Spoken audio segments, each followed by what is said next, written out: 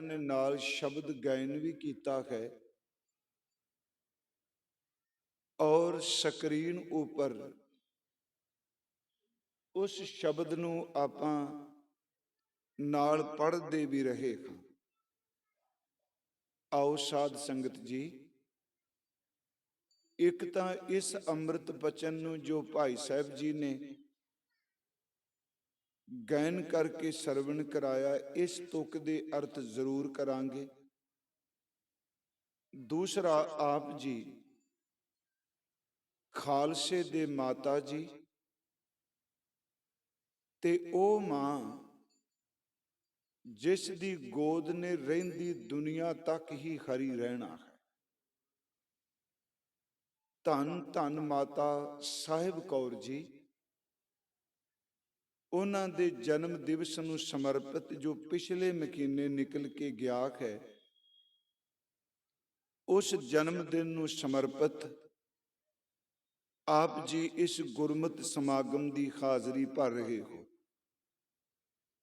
आपां माता जी दे जीवन दा इतिहास भी विचारांगे और सतगुरां जी दे अंम੍ਰਿਤ बचनां दी विचार भी जितनी को सतगुरु सबुद्धि सुमत देणगे विचार सांझे करांगे।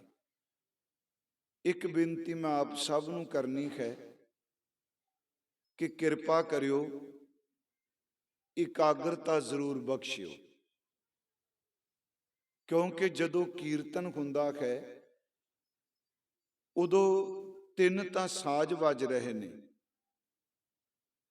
तबले तबला है, वाजे ने, फिर गायकी ऐसी हुंदी है थोड़ी बाती आवाज संगत विचों आवे तो विच ही जज्ब हो जाती है। पर जदों आपां पाठ करने आ जां कथा करने आ, विचार करने आ, उदों आप सब नूं पता है भी थोड़ी जी आवाज भी जिहड़ी है वो खिंडा पैदा करती है।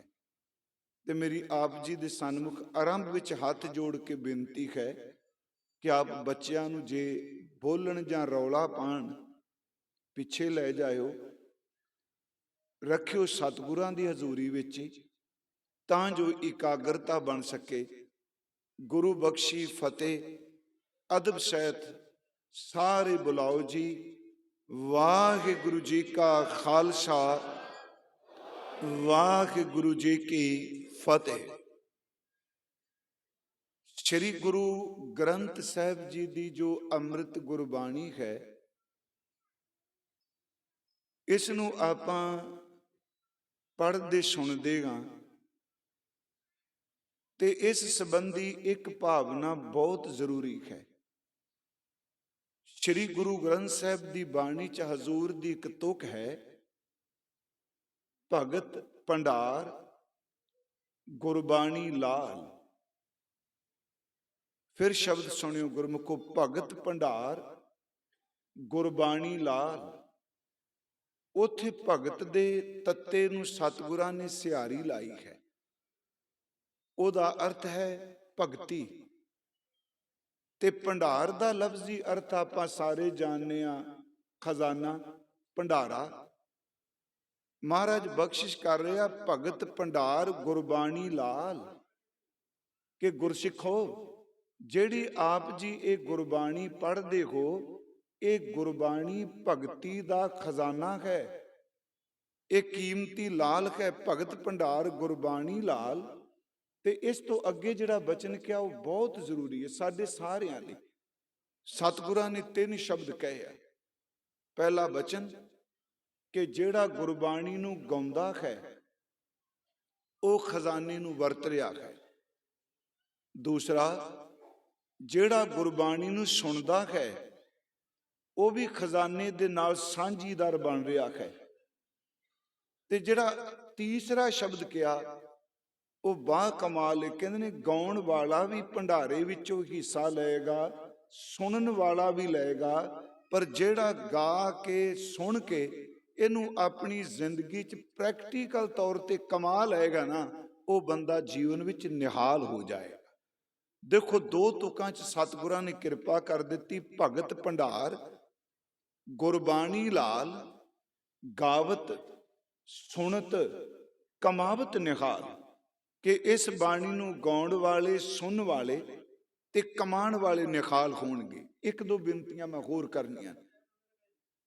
ਸਤਿਗੁਰਾਂ ਨੇ ਦੇਖੋ, ਗੁਰੂ ਅੰਗਦ ਸਾਹਿਬ ਜੀ ਦਾ ਬਚਨ ਹੈ। ਅਸੀਂ ਹਜ਼ੂਰ ਦੀ ਜਦੋਂ ਬਾਣੀ ਪੜ੍ਹਦੇ ਹਾਂ, ਇਹ ਸਾਰੇ ਅਸੀਂ ਸ਼ਬਦ ਵਰਤਨੇ ਆ ਕਿ ਧੁਰ ਕੀ ਬਾਣੀ ਆਈ, ਤਿਨ ਸਗਲੀ ਚਿੰਤ ਮਿਟਾਈ। ਗੁਰੂ ਅਰਜੁਨ ਦੇਵ ਦੇ ਬਚਨ। ਗੁਰੂ ਨਾਨਕ ਸਾਹਿਬ ਜੀ ਬਚਨ ਕਰਦੇ ਆ, ਜੈਸੀ ਮੈਂ ਆਵੈ ਖਸਮ ਕੀ ਬਾਣੀ, ਤੈਸੜਾ ਕਰੀ ਗਿਆਨ ਮਿਲਾ ਲੋ। ਖਸਮ ਕੀ ਬਾਣੀ, ਧੁਰ ਕੀ ਬਾਣੀ। ਜਾਂ ਸਤਿਗੁਰਾਂ ਨੇ ਸ਼ਬਦ ਵਰਤਿਆ ਕਿ ਅੰਮ੍ਰਿਤ ਬਾਣੀ ਹਰ ਹਰ ਤੇਰੀ, ਸੁਣ ਸੁਣ ਹੋਵੇ ਪਰਮਗਤ ਮੇਰੀ। ਉਂਝ ਵੈਸੇ ਆਪ ਸਭ ਨੂੰ ਪਤਾ ਹੈ, ਅਸਲ 'ਚ ਸੰਸਕ੍ਰਿਤ ਦਾ ਸ਼ਬਦ ਹੈ ਬਾਣੀ। ਪੰਜਾਬੀ ਵਿੱਚ ਇਹ ਸ਼ਬਦ ਆ ਗਿਆ ਬਾਣੀ। ਉਂਝ ਬਾਣੀ ਦੇ ਲਫ਼ਜ਼ੀ ਅਰਥ ਬਹੁਤ ਨੇ ਜੀ ਗੁਰੂ ਗ੍ਰੰਥ ਸਾਹਿਬ ਵਿੱਚ ਵੀ। ਹਰ ਬਾਣੀ ਦੇ ਲਫ਼ਜ਼ੀ ਅਰਥ ਧੁਰ ਕੀ ਬਾਣੀ ਨਹੀਂ। ਉਂਝ ਸਾਡੀ ਰਸਨਾ ਤੇ ਸ਼ਬਦ ਚੜ ਚੁੱਕਾ ਹੈ ਜੀ, ਬਾਣੀ ਪੜ ਰਿਹਾ ਹੈ। ਪਰ ਮੈਂ ਸਿਰਫ ਦੂਜੀ ਗੱਲ ਕਹਾਂ, ਬਾਣੀ ਦਾ ਲਫ਼ਜ਼ੀ ਅਰਥ ਹੈ ਕਿ ਅੰਦਰੋਂ ਜਿਹੜੇ ਖਿਆਲ ਪੈਦਾ ਹੋਏ ਉਹਨਾਂ ਨੂੰ ਅੱਖਰਾਂ ਦਾ ਰੂਪ ਦੇ ਦੇ, ਉਹਨੂੰ ਬੋਲੀ ਦਾ ਰੂਪ ਦੇ ਦਿੱਤਾ ਜੀ। ਪਰ ਉਹ ਖਿਆਲ ਕੱਚਾ ਵੀ ਹੋ ਸਕਦਾ ਹੈ, ਉਹ ਖਿਆਲ ਸੱਚਾ ਵੀ ਹੋ ਸਕਦਾ ਹੈ। ਇਸੇ ਕਰਕੇ ਸਤਿਗੁਰਾਂ ਨੇ ਬਾਣੀ ਲਈ ਦੋ ਵੀ ਸ਼ਬਦ ਵਰਤੇ ਆ। ਇੱਕ ਤਾਂ ਆਨੰਦ ਦੇ ਵਿੱਚ ਪੜ੍ਹਦੇ ਆ, ਆਵੋ ਸਿੱਖ ਸਤਿਗੁਰੂ ਕੇ ਪਿਆਰਿਓ, ਗਾਵੋ ਸੱਚੀ ਬਾਣੀ। ਵੇਖੋ, ਬਾਣੀ ਨਾਲ ਸ਼ਬਦ ਹੈ ਸੱਚੀ, ਗਾਵੋ ਸੱਚੀ ਬਾਣੀ। ਤੇ ਫਿਰ ਅੱਗੇ ਇਸ ਨੂੰ ਹੋਰ ਵਿਸਤਾਰ ਕਰ ਦਿੱਤਾ, ਕਿਹੜੀ ਸੱਚੀ ਬਾਣੀ, ਕਿਹੜੀ ਬਾਣੀ ਹੈ। ਮਹਾਰਾਜ ਕਹਿੰਦੇ, ਆਵੋ ਸਿੱਖ ਸਤਿਗੁਰੂ ਕੇ ਪਿਆਰਿਓ, ਗਾਵੋ ਸੱਚੀ ਬਾਣੀ। ਬਾਣੀ ਤਾਂ ਗਾਵੋ ਗੁਰੂ ਕੇਰੀ ਬਾਣੀਆਂ ਸਿਰ ਬਾਣੀ। ਪਿਆਰਿਓ, ਸਤਿਗੁਰੂ ਕੀ ਬਾਣੀ ਇਹ ਸਾਰੀਆਂ ਬਾਣੀਆਂ ਦਾ ਸ਼ਿਖਰ ਹੈ। ਹੁਣ ਜਦੋਂ ਅਸੀਂ ਇਸ ਪੌੜੀ ਦਾ ਪਾਠ ਕਰ ਲੈਂਦੇ ਹਾਂ, ਅੱਗੇ ਸਤਿਗੁਰਾਂ ਨੇ ਲਫ਼ਜ਼ ਬਾਣੀ ਵਰਤਿਆ। ਫਿਰ ਸੁਣਿਓ, ਇੱਥੇ ਹੈ ਸੱਚੀ ਬਾਣੀ। ਅਗਲੀ ਪੌੜੀ ਵਿੱਚ ਸਤਿਗੁਰਾਂ ਕਿਹਾ, ਸਤਿਗੁਰੂ ਬਿਨਾ ਹੋਰ ਕੱਚੀ ਹੈ ਬਾਣੀ। ਇਹਦਾ ਮਤਲਬ ਬਾਣੀ ਸੱਚ ਵੀ ਹੈ ਤੇ ਬਾਣੀ ਕੱਚ ਵੀ ਹੈ, ਝੂਠ ਵੀ ਹੈ, ਲਫ਼ਜ਼ ਝੂਠੇ ਵੀ ਨੇ ਤੇ ਸੱਚੇ ਵੀ ਨੇ। ਮੈਂ ਥੋੜੀ ਜਿਹੀ ਆਪ ਨੂੰ ਬੇਨਤੀ ਕਰਨੀ ਹੈ ਕਿ ਜੇ ਇਹ ਬਾਣੀ ਆਈ ਕਿਵੇਂ ਹੈ। ਇਹ ਉਹਨਾਂ ਹਿਰਦਿਆਂ ਤੇ ਬਾਣੀ ਆਈ ਜਿਹੜੇ ਸੱਚ ਇਹ ਅੰਤਰ ਆਤਮੇ ਅਕਾਲ ਪੁਰਖ ਵਾਹਿਗੁਰੂ ਵਿੱਚ ਅਭੇਦ ਸਨ। ਫਿਰ ਧਿਆਨ ਨਾਲ ਸੁਣਿਓ, ਮੇਰੀ ਥੋੜੀ ਜਿਹੀ ਬੇਨਤੀ ਮੈਂ ਪਿਆਰਿਓ ਅਰਜ਼ ਮੈਂ ਫਿਰ ਤੁਹਾਨੂੰ ਕਰਾਂਗਾ, ਫੁਰਨਿਆਂ ਕਰਕੇ ਵੀ ਇਕਾਗਰਤਾ ਬਣਾਇਓ। ਕਿਉਂਕਿ ਜਦੋਂ ਆਪਾਂ ਸੰਗਤ 'ਚ ਬਹਿੰਦੇ ਆ ਨਾ ਜੀ, ਹੁਣ ਤਾਂ ਮਨੋਵਿਗਿਆਨ ਨੇ ਸਿੱਧ ਕਰ ਦਿੱਤਾ, ਆ ਜਿਹੜਾ ਸਾਡਾ ਸਟ੍ਰੈਸ ਹੈ, ਜਿਹੜੀ ਐਗਜ਼ਾਇਟੀ ਹੈ, ਜਿਹੜੇ ਆਪਾਂ ਸੱਚੀ ਮੁੱਚੀ ਸਾਰੇ ਡਿਪਰੈਸ਼ਨ 'ਚ ਦੁਨੀਆ ਜਾ ਰਹੀ ਹੈ। ਮਨੋਵਿਗਿਆਨੀ ਕਹਿੰਦੇ ਨੇ ਕਿ ਬੰਦੇ ਦੇ ਖਿਆਲ ਦੇ ਵਿੱਚੋਂ ਤਰੰਗਾਂ ਪੈਦਾ ਹੁੰਦੀਆਂ ਨੇ, ਇਮੋਸ਼ਨ ਜਿਹਨੂੰ ਆਪਾਂ ਕਹਿੰਦੇ। ਉਹ ਤਰੰਗਾਂ ਉਨੀ ਦੇਰ ਤੱਕ ਖਤਮ ਨਹੀਂ ਹੁੰਦੀਆਂ ਜਿੰਨੀ ਦੇਰ ਤੱਕ ਬਾਡੀ ਦੇ ਪਾਰਟ ਹਿੱਸਿਆਂ ਤੇ ਅਸਰ ਨਹੀਂ ਕਰ ਜਾਂਦੀਆਂ।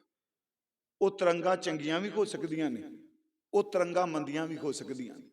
ਜਦੋਂ ਮੈਂ ਇਸ ਚੀਜ਼ ਨੂੰ ਪੜ੍ਹਿਆ ਤੇ ਮੇਰੇ ਮਨ 'ਚ ਆਇਆ, ਸਤਿਗੁਰੂ ਜੀ ਤੁਸੀਂ ਤਾਂ ਮੁੱਦਤ ਪਹਿਲਾਂ ਕਹਿ ਦਿੱਤਾ ਕਿ ਜਿਹੋ ਜੀ ਬੰਦਾ ਸੰਗਤ ਵਿੱਚ ਬੈਠੇਗਾ ਉਹੋ ਜਿਹਾ ਉਹਦਾ ਮਨ ਬਣੇਗਾ, ਜਿਹੋ ਜਿਹੇ ਮਨ ਦੇ ਖਿਆਲ ਬਣਨਗੇ ਉਹੋ ਜਿਹਾ ਉਹਦਾ ਜੀਵਨ ਬਣੇਗਾ। ਇਸ ਕਰਕੇ ਫੁਰਨੇ ਨੂੰ ਕਾਬੂ ਕਰਨਾ ਹੈ ਬੜਾ ਮੁਸ਼ਕਲ। ਕਹਿ ਮੈਂ ਵੀ ਦਿੱਤਾ ਵੀ ਕਾਬੂ ਕਰ ਲਓ, ਪਰ ਨਹੀਂ ਪਿਆਰਿਓ, ਇਹ ਤਾਂ ਇੰਨਾ ਚੰਚਲ ਹੈ, ਇਹਨੂੰ ਕਾਬੂ ਕਰਨਾ ਫਿਰ ਵੀ ਯਤਨ ਕਰੀਏ ਆਪਾਂ। ਮੈਂ ਆਪ ਨੂੰ ਜਿਹੜੀ ਬੇਨਤੀ ਕਰ ਲੱਗਾ, ਇਹ ਜਿਹੜੀ ਸਤਿਗੁਰਾਂ ਦੀ ਬਾਣੀ ਹੈ, ਇਹ ਉਹਨਾਂ ਹਿਰਦਿਆਂ ਵਿੱਚ ਪ੍ਰਗਟ ਹੋ ਗਿਆ ਅੰਦਰ, ਜਿਹੜੇ ਵਪਾਰ ਬ੍ਰਹਮ ਪਰਮੇਸ਼ਵਰ ਵਿੱਚ ਅਭੇਦ ਸਨ। ਉਹਨਾਂ ਦੀ ਬੋਲੀ ਕੋਈ ਸੀ, ਇਹ ਮੈਟਰ ਨਹੀਂ ਰੱਖਦਾ, ਮੈਨੂੰ ਬਖਸ਼ ਦਿਆ ਜੀ, ਉਹਨਾਂ ਦੀ ਭਾਸ਼ਾ ਕਿਹੜੀ ਸੀ। ਹੁਣ ਬਾਬਾ ਫਰੀਦ ਸਾਹਿਬ ਉਹ ਟੋਟਲ ਲਹਿੰਦੀ ਪੰਜਾਬੀ ਬੋਲਦੇ ਆ। ਸਾਡੇ ਸ਼ਹਿਰ 'ਚ ਕਈ ਵਾਰੀ ਬੋਲਦੇ ਹੁੰਦੇ ਸਨ ਬਜ਼ੁਰਗ, ਜਿਹਨੂੰ ਪੋਠੋਹਾਰੀ ਵੀ ਕਹਿੰਦੇ ਆ, ਜਾਸੀ ਆਸੀ ਕਰਸੀ, ਉਹ ਇਹ ਸ਼ਬਦ ਵਰਤਦੇ ਆ। ਭਗਤ ਕਬੀਰ ਸਾਹਿਬ ਜੀ ਅਵਧੀ ਬੋਲਦੇ ਆ, ਭਗਤ ਨਾਮਦੇਵ ਜੀ ਮਰਾਠੀ ਜ਼ਿਆਦਾ ਬੋਲਦੇ ਪਏ ਆ, ਸ਼ਬਦ ਉਹਨਾਂ ਦੇ ਵੀ ਅਸੀਂ ਪੜ੍ਹਨੇ। ਗੁਰਮੁਖੋ ਭਗਤ ਜੈਦੇਵ ਜੀ ਸੰਸਕ੍ਰਿਤੀ ਬੋਲਦੇ ਆ, ਭਾਵੇਂ ਅਸੀਂ ਸ਼ਬਦ ਨੂੰ ਸੰਸਕ੍ਰਿਤ ਦਾ ਕਹਿੰਦੇ ਆ, ਪਰ ਹੈ ਉਹ ਸੰਸਕ੍ਰਿਤੀ ਕੀ ਪ੍ਰਮਾਦ ਪੁਰਖ ਮਨੋਪਮ। ਭਾਸ਼ਾ ਕੋਈ ਵੀ ਹੋਵੇ, ਉਹ ਅੰਗਰੇਜ਼ੀ 'ਚ ਬੋਲੇ, ਉਹ ਫਾਰਸੀ 'ਚ ਬੋਲੇ, ਅਰਬੀ 'ਚ ਬੋਲੇ, ਗੁਰਮੁਖੋ ਲਫ਼ਜ਼ਾਂ ਨੂੰ ਪਹਿਰਾਵਾ ਕੋਈ ਵੀ ਦੇ ਦੇ, ਪਰ ਉਸ ਦੇ ਅੰਦਰ ਜੋ ਕੋਈ ਸੱਚ ਹੈ ਨਾ ਪਿਆਰਿਓ, ਉਹ ਬਾਹਰ ਦੇ ਲਫ਼ਜ਼ ਕੋਈ ਵੀ ਕੋਣ ਸੁਣਦੇ ਨਾਲ ਅੰਦਰ ਨੂੰ ਟਿਕਾ ਜ਼ਰੂਰ ਮਿਲਦਾ ਹੈ। ਉਹਨਾਂ ਨੇ ਕੀ ਕੀਤਾ, ਉਹਨਾਂ ਨੇ ਬਾਣੀ ਉਚਾਰਨ ਕੀਤੀ। ਗੁਰੂ ਗ੍ਰੰਥ ਸਾਹਿਬ ਵਿੱਚ 15 ਭਾਸ਼ਾਵਾਂ ਨੇ ਜੀ, ਮੈਂ ਦਾਅਵੇ ਨਾਲ ਨਹੀਂ ਕਹਿ ਰਿਹਾ, ਜਿੰਨੀ ਕੋਈ ਸਮਝ ਪਈ। ਦੇਖੋ ਪਹਿਲੀ ਪੌੜੀ ਆਪ ਜੀ ਪੜ੍ਹਦੇ ਹੋ, ਜਪਜੀ ਸਾਹਿਬ ਦੀ ਪਹਿਲੀ ਪੌੜੀ ਵਿੱਚ ਅਰਬੀ ਹੈ, ਹੁਕਮ ਰਜ਼ਾਈ ਚੱਲਣਾ। ਇਹ ਹੁਕਮ ਤੇ ਰਜ਼ਾ ਅਰਬੀ ਦੇ ਸ਼ਬਦ ਨੇ ਜੀ। ਮੇਰੀ ਫਿਰ ਬੇਨਤੀ ਹੈ ਕਿ ਸਤਿਗੁਰਾਂ ਨੇ ਇਹ ਕਿਰਪਾ ਕੀਤੀ, ਉਹਨਾਂ ਨੇ ਭਾਸ਼ਾਵਾਂ 15 ਵਰਤੀਆਂ ਭਗਤਾਂ ਨੇ, ਗੁਰੂ ਸਾਹਿਬਾਨਾਂ ਨੇ, ਪਰ 15 ਭਾਸ਼ਾਵਾਂ ਨੂੰ ਜਿਹੜਾ ਸਤਿਗੁਰਾਂ ਨੇ ਜਾਮਾ ਦਿੱਤਾ, ਉਹ ਆਪਣੇ ਕੋਲੋਂ ਬਣਾਇਆ ਹੋਇਆ ਸਕ੍ਰਿਪਟ, ਜਿਹਨੂੰ ਆਪਾਂ ਲਿਪੀ ਕਹਿੰਦੇ ਹਾਂ, ਉਹ ਗੁਰਮੁਖੀ ਲਿਪੀ ਵਿੱਚ ਲਿਖਿਆ। ਜਿਹੜੀ ਇਹ ਭਾਸ਼ਾਵਾਂ ਨੇ, ਇਹਨਾਂ ਨੂੰ ਗੁਰਮੁਖੀ ਲਿਪੀ ਦਾ ਦਿੱਤਾ ਗਿਆ ਪਹਿਰਾਵਾ। ਪਰ ਇਹ ਬਾਣੀ ਕਿਵੇਂ ਆਈ? ਅੰਤ ਪਾਉਣ ਵਾਲਾ ਲਿਖੀ ਗੁਰੂ ਅੰਗਦ ਸਾਹਿਬ ਜੀ ਦਾ ਇੱਕ ਬਚਨ ਹੈ। ਉਂਝ ਜਦੋਂ ਸਤਿਗੁਰੂ ਗੁਰੂ ਗ੍ਰੰਥ ਸਾਹਿਬ ਦੀ ਸੰਪਾਦਨਾ ਕਰ ਰਹੇ ਨੇ, 4 ਬਾਣੀਕਾਰ ਹੋਰ ਆਏ ਨੇ, ਪਰ ਉਹਨਾਂ ਦੀ ਬਾਣੀ ਨੂੰ ਸੱਚ ਨਹੀਂ ਸਵੀਕਾਰਿਆ ਗਿਆ। ਕਾਨਾ, ਪੀਲੂ, ਛੱਜੂ ਤੇ ਸ਼ਾਹ ਹੁਸੈਨ, ਇਹ ਚਾਰੇ ਲਾਹੌਰ ਦੇ ਰਹਿਣ ਵਾਲੇ ਸਨ। ਇਹਨਾਂ ਦੀਆਂ ਰਚਨਾ ਅੱਜ ਕੱਲ੍ਹ ਮਿਲਦੀਆਂ ਨੇ, ਕਾਨੇ ਦੀ ਵੀ ਮਿਲਦੀ ਹੈ, ਪੀਲੂ ਦੀ ਮਿਲਦੀ ਹੈ, ਛੱਜੂ ਦੀ ਮਿਲਦੀ ਹੈ, ਸ਼ਾਹ ਹੁਸੈਨ ਪੜ੍ਹਿਆ ਜਾਂਦਾ, ਯੂਨੀਵਰਸਿਟੀਆਂ ਪੜ੍ਹਾਇਆ ਜਾਂਦਾ। ਇਹ ਚਾਰੇ ਆਏ ਆ, ਪਰ ਗੁਰੂ ਅਰਜਨ ਸਾਹਿਬ ਜੀ ਨੇ ਇਹਨਾਂ ਦੇ ਪਦੇ ਸੁਣ ਕੇ, ਇਹਨਾਂ ਦੀ ਰਚਨਾ ਸੁਣ ਕੇ ਇੱਕੋ ਗੱਲ ਕਹਿ ਦਿੱਤੀ ਕਿ ਤੁਹਾਡੇ ਅੰਦਰ ਦੀ ਅਵਸਥਾ ਉਹ ਨਹੀਂ ਜਿਹੜੀ ਅਵਸਥਾ ਵਿੱਚ ਧੁਰ ਕੀ ਬਾਣੀ ਹੈ, ਜਿਹੜੀ ਸਤਿਗੁਰਾਂ ਦੀ ਬਾਣੀ, ਭਗਤਾਂ ਦੀ ਬਾਣੀ ਹੈ। ਉੱਥੇ ਹਜ਼ੂਰ ਨੇ ਕਿਹਾ ਨਹੀਂ, ਤੁਹਾਡਾ ਅੰਦਰ ਐਸਾ ਨਹੀਂ। ਫਿਰ ਮੇਰੇ ਮਨ 'ਚ ਆ, ਉਹ ਅੰਦਰ ਕੈਸਾ ਹੈ ਜਿਹਦੇ ਵਿੱਚ ਇਹ ਬਾਣੀ ਆਈ? ਭਗਤ ਰਵਿਦਾਸ ਸਾਹਿਬ ਕਿੱਥੇ ਪੜ੍ਹਨ ਗਏ ਜੀ? ਭਗਤ ਨਾਮਦੇਵ ਜੀ, ਖਿਮਾ ਕਰ ਦਿਓ, ਮੰਦਿਰ 'ਚ ਨਹੀਂ ਵੜਨ ਦਿੱਤਾ ਜਾਂਦਾ ਉਹਨਾਂ ਨੂੰ। ਭਗਤ ਰਵਿਦਾਸ ਸਾਹਿਬ ਜੀ ਮਹਾਰਾਜ ਉਹਨਾਂ ਦੀ ਜਾਤੀ ਦੇ ਆਧਾਰ ਤੇ ਉੱਚ ਜਾਤੀ ਵਾਲੇ ਅਪ ਸ਼ਬਦ ਬੋਲਦੇ ਆ, ਪਰ ਸੱਚ ਇਹ ਗੁਰੂ ਅੰਗਦ ਸਾਹਿਬ ਬਚਨ ਕਰਦੇ ਆ, ਅੰਮ੍ਰਿਤ ਬਾਣੀ ਨਹੀਂ, ਦੂਜੀ ਤੋਂ ਕਿ ਗੁਰੂ ਅੰਗਦ ਸਾਹਿਬ ਦੀ ਅੰਮ੍ਰਿਤ ਬਾਣੀ ਤਤ ਵਖਾਣੀ ਗਿਆਨ ਧਿਆਨ ਵਿੱਚ ਆਈ। ਇਹ ਲਫ਼ਜ਼ ਪਿਆਰਿਓ ਫਿਰ ਸੁਣਿਓ, ਕਿਉਂਕਿ ਆਪ ਸ਼ਹਿਰ ਦੀ ਸੰਗਤ ਬੈਠੇ ਹੋ, ਬਾਣੀ ਪੜ੍ਹਨ ਵਾਲੇ ਹੋ, ਕਈ ਸੱਜਣ ਸਹਿਜ ਪਾਠ ਕਰਦੇ ਹੋਣਗੇ, ਇਸ ਕਰਕੇ ਮੈਂ ਬਾਣੀ ਦੀਆਂ ਤੁਕਾਂ ਲੈ ਲਈ। ਅੰਮ੍ਰਿਤ ਬਾਣੀ, ਇਹਦਾ ਅਰਥ ਹੈ ਉਹ ਬਾਣੀ, ਉਹ ਬੋਲ ਜਿਹੜੇ ਮ੍ਰਿਤਿੂ ਦੇ ਭੈ ਤੋਂ ਖਤਮ ਕਰਦੇ ਆ। ਕਿਉਂਕਿ ਅੰਮ੍ਰਿਤ ਦਾ ਲਫ਼ਜ਼ੀ ਅਰਥ ਇੱਕ ਤਾਂ ਆਪਾਂ ਪੀਣ ਵਾਲਾ ਜਲ ਕਹਿੰਦੇ ਆ, ਅੰਮ੍ਰਿਤ ਛਕਣ ਦੀ ਗੱਲ ਕਰਨੇ ਆ, ਨਾਮ ਅੰਮ੍ਰਿਤ ਹੈ। ਉਂਝ ਜੇ ਤੁਸੀਂ ਕੋਸ਼ ਅਨੁਸਾਰ ਤਕਨੀਕੀ ਤੌਰ ਤੇ ਇਸ ਲਫ਼ਜ਼ ਦੇ ਅਰਥ ਲੱਭੋ ਤੇ ਇਹ ਦੋ ਨੇ। ਇਹ ਮ੍ਰਿਤ, ਮੰਮੇ ਸਿਹਾਰੀ ਰਾਰਾ ਪੈਰ ਤੱਤਾ, ਮ੍ਰਿਤ ਜਿਹਨੂੰ ਮ੍ਰਿਤਿੂ ਕਹਿੰਦੇ ਆ, ਮਰਨਾ। ਐੜਾ ਗੇਤਰ ਲਾ ਕੇ ਉੱਤੇ ਟਿੱਪੀ ਲਾ ਦਿੱਤੀ, ਅੰਮ੍ਰਿਤ। ਉਂਝ ਜ਼ਿਆਦਾਤਰ ਸਾਡੇ ਸੱਜਣ ਪਾਠ ਅੰਮ੍ਰਿਤ ਹੀ ਕਰਦੇ ਆ, ਅੰਮ੍ਰਿਤ ਨਾਮ ਨਿਧਾਨ ਹੈ। ਨਹੀਂ ਪਿਆਰਿਓ, ਧਿਆਨ ਨਾਲ ਯਾਦ ਰੱਖਿਓ, ਸਿਹਾਰੀ ਬੋਲਣ ਤੋਂ ਜੇ ਨਹੀਂ ਬੋਲਾਂਗੇ, ਇਸ ਲਫ਼ਜ਼ ਦਾ ਉਚਾਰਨ ਸ਼ੁੱਧ ਨਹੀਂ ਹੋਣਾ। ਫਿਰ ਅਰਜ ਹੈ, ਇਹ ਅੰਮ੍ਰਿਤ, ਇਹਦਾ ਅਰਥ ਹੈ ਜਿਹੜਾ ਮੌਤ ਤੋਂ ਰਹਿਤ ਹੋਵੇ। ਪਰ ਮੇਰੀ ਫਿਰ ਬੇਨਤੀ, ਇੱਥੇ ਗੁਰੂ ਜੀ ਕਹਿੰਦੇ ਅੰਮ੍ਰਿਤ ਬਾਣੀ, ਉਹ ਬਾਣੀ ਜਿਹੜੀ ਮ੍ਰਿਤਿੂ ਦੇ ਭੈ ਨੂੰ ਖਤਮ ਕਰਦੀ ਹੈ। ਅਗਲਾ ਬਚਨ ਤਤ ਵਖਾਣੀ। ਉਂਝ ਤਤ ਦਾ ਲਫ਼ਜ਼ੀ ਅਰਥ ਹੁੰਦਾ ਨਿਚੋੜ, ਆਪਾਂ ਕਹਿੰਦੇ ਤਤ ਦਾ ਅਰਥ ਨਿਚੋੜ, ਪਰ ਇੱਥੇ ਤਤ ਦਾ ਲਫ਼ਜ਼ੀ ਅਰਥ ਹੈ ਪਰਮਾਤਮਾ। ਕਿਉਂਕਿ ਗੁਰਬਾਣੀ 'ਚ ਤਤ ਲਫ਼ਜ਼ ਰੱਬ ਲਈ ਵਰਤੇ। ਆਨੰਦ ਸਾਹਿਬ 'ਚ ਆਉਂਦਾ, ਸਿਮਰਤ ਸ਼ਾਸਤਰ ਪੁਨ ਪਾਪ ਵਿਚਾਰ ਦੇ ਤਤੈ ਸਾਰ ਨਾ ਜਾਣੇ। ਇੱਥੇ ਤਤ ਦਾ ਅਰਥ ਹੈ ਪਰਮੇਸ਼ਵਰ। ਫਿਰ ਅਰਜ ਹੈ ਅੰਮ੍ਰਿਤ ਬਾਣੀ ਤਤ ਵਖਾਣੀ, ਤੇ ਆਈ ਕਿਵੇਂ? ਮਹਾਰਾਜ ਨੇ ਕਿਹਾ ਗਿਆਨ ਧਿਆਨ ਵਿੱਚ ਆਈ ਗੁਰਮੁਖੋ। ਲਫ਼ਜ਼ ਫਿਰ ਸੁਣਿਓ, ਇਹ ਨਹੀਂ ਕਿ ਚੱਲਦਿਆਂ ਫਿਰਦਿਆਂ ਕਿਤਾਬਾਂ ਇਕੱਠੀਆਂ ਕੀਤੀਆਂ ਤੇ ਮਹਾਰਾਜ ਨੇ ਬਾਣੀ ਲਿਖ ਦਿੱਤੀ। ਇਹ ਨਹੀਂ ਕਿ ਪੋਇਟਰੀ ਇਕੱਠੀ ਕੀਤੀ ਤੇ ਬਾਣੀ ਲਿਖ ਦਿੱਤੀ। ਚਲੋ ਆਪਣਾ ਸੰਬੰਧ ਪੜ੍ਹਨ ਵਾਲੇ ਜੀ, ਮੈਂ ਪੰਜਾਬ ਵਿੱਚ ਕਈ ਗ੍ਰੰਥ ਐਸੇ ਵੇਖਣੇ ਜਿਹੜੇ ਗੁਰੂ ਗ੍ਰੰਥ ਸਾਹਿਬ ਦੀ ਰੀਸ ਬਰੀਸੇ ਲਿਖੇ ਜਾਂਦੇ ਆ, ਲੋਕ ਪੜ੍ਹਦੇ ਪਏ ਸੋਸ਼ਲ ਮੀਡੀਆ ਤੇ। ਪਰ ਇਹ ਗੱਲ ਚੇਤੇ ਰੱਖਿਓ, ਇਹ ਸਤਿਗੁਰਾਂ ਦੀ ਜਿਹੜੀ ਬਾਣੀ ਹੈ ਨਾ, ਇਸ ਦੇ ਤੁੱਲ ਦੁਨੀਆ ਦਾ ਕੋਈ ਵੀ ਗ੍ਰੰਥ, ਮੈਂ ਕਿਸੇ ਨੂੰ ਨਿੰਦ ਨਹੀਂ ਰਿਹਾ। ਇਹ ਸਤਿਗੁਰਾਂ ਨੇ ਆਪਣੀ ਖਿਆਤੀ ਵਿੱਚ ਹੀ ਸੰਪਾਦਿਤ ਕਰਾਈ, ਆਪਣੀ ਖਿਆਤੀ ਵਿੱਚ ਫਿਰ ਦੁਬਾਰਾ ਪੁਨਰ ਸੰਪਾਦਿਤ ਕੀਤੀ। ਦਮਦਮਾ ਸਾਹਿਬ ਆਪਣੀ ਖਿਆਤੀ ਵਿੱਚ ਜੋਤੀ ਜੋਤ ਸਮਾਉਣ ਤੋਂ ਪਹਿਲਾਂ ਮੱਥਾ ਟੇਕ ਕੇ ਕਿਹਾ, ਮੇਰੀ ਜਗ੍ਹਾ ਗ੍ਰੰਥ ਜੀ ਕੋ ਗੁਰੂ ਜਾਨਣਾ। ਇਹ ਕੋਈ ਨਹੀਂ ਕਹਿ ਕੇ ਗਿਆ, ਕੋਈ ਪੈਗੰਬਰ ਨਹੀਂ ਕਹਿ ਕੇ ਗਿਆ ਜੀ, ਇਹ ਸਤਿਗੁਰੂ ਗੁਰੂ ਗੋਬਿੰਦ ਸਿੰਘ ਜੀ ਨੇ ਕਿਹਾ। ਸਤਿਗੁਰਾਂ ਨੇ ਫਿਰ ਸੁਣਿਓ ਧਿਆਨ ਨਾਲ, ਕਹਿੰਦੇ ਨੇ ਗਿਆਨ ਧਿਆਨ ਵਿੱਚ ਆਈ।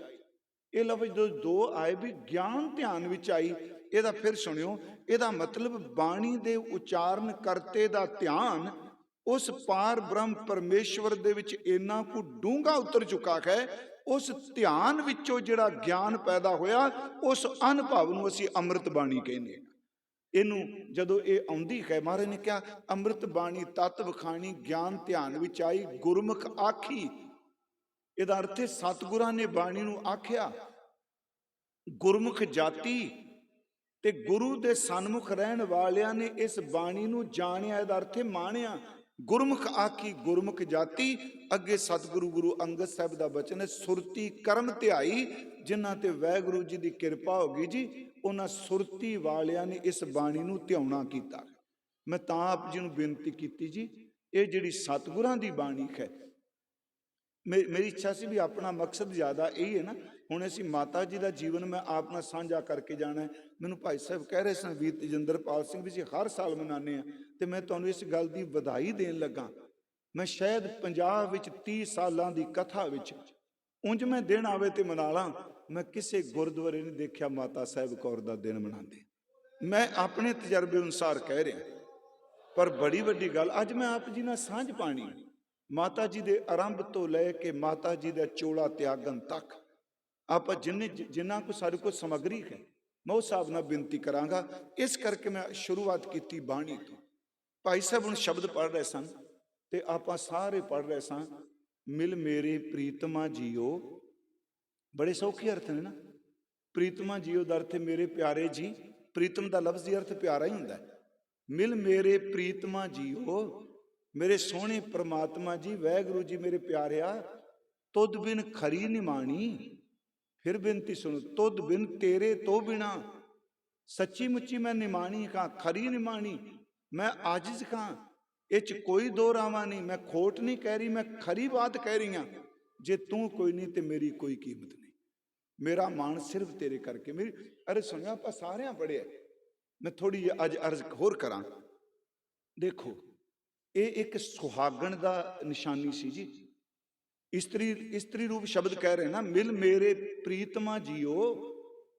ਜਿਵੇਂ ਇੱਕ ਸੁਹਾਗਣ ਦਾ ਪਤੀ ਪ੍ਰਦੇਸ਼ ਗਿਆ ਹੋਵੇ, ਵਿਛੋੜਾ ਪੈ ਜਾਏ ਤੇ ਉਹ ਵਿਛੋੜੇ ਵਿੱਚ ਤੜਫਦੀ ਹੋਈ ਕਹਿੰਦੀ ਏ ਕਿ ਮੈਨੂੰ ਕੁਝ ਵੀ ਚੰਗਾ ਨਹੀਂ ਲੱਗਦਾ, ਮੇਰਾ ਪਿਆਰਾ ਮਹਿਬੂਬ ਘਰ ਵਿੱਚ ਆ ਜਾਏ ਤੇ ਸਭ ਕੁਝ ਮੈਨੂੰ ਚੰਗਾ ਹੈ। ਜੇ ਉਹ ਘਰ ਵਿੱਚ ਨਹੀਂ ਆਇਆ ਤੇ ਉਹਦੇ ਤੋਂ ਬਿਨਾਂ ਤਾਂ ਮੇਰੀ ਕੋਈ ਕੀਮਤ ਹੀ ਨਹੀਂ।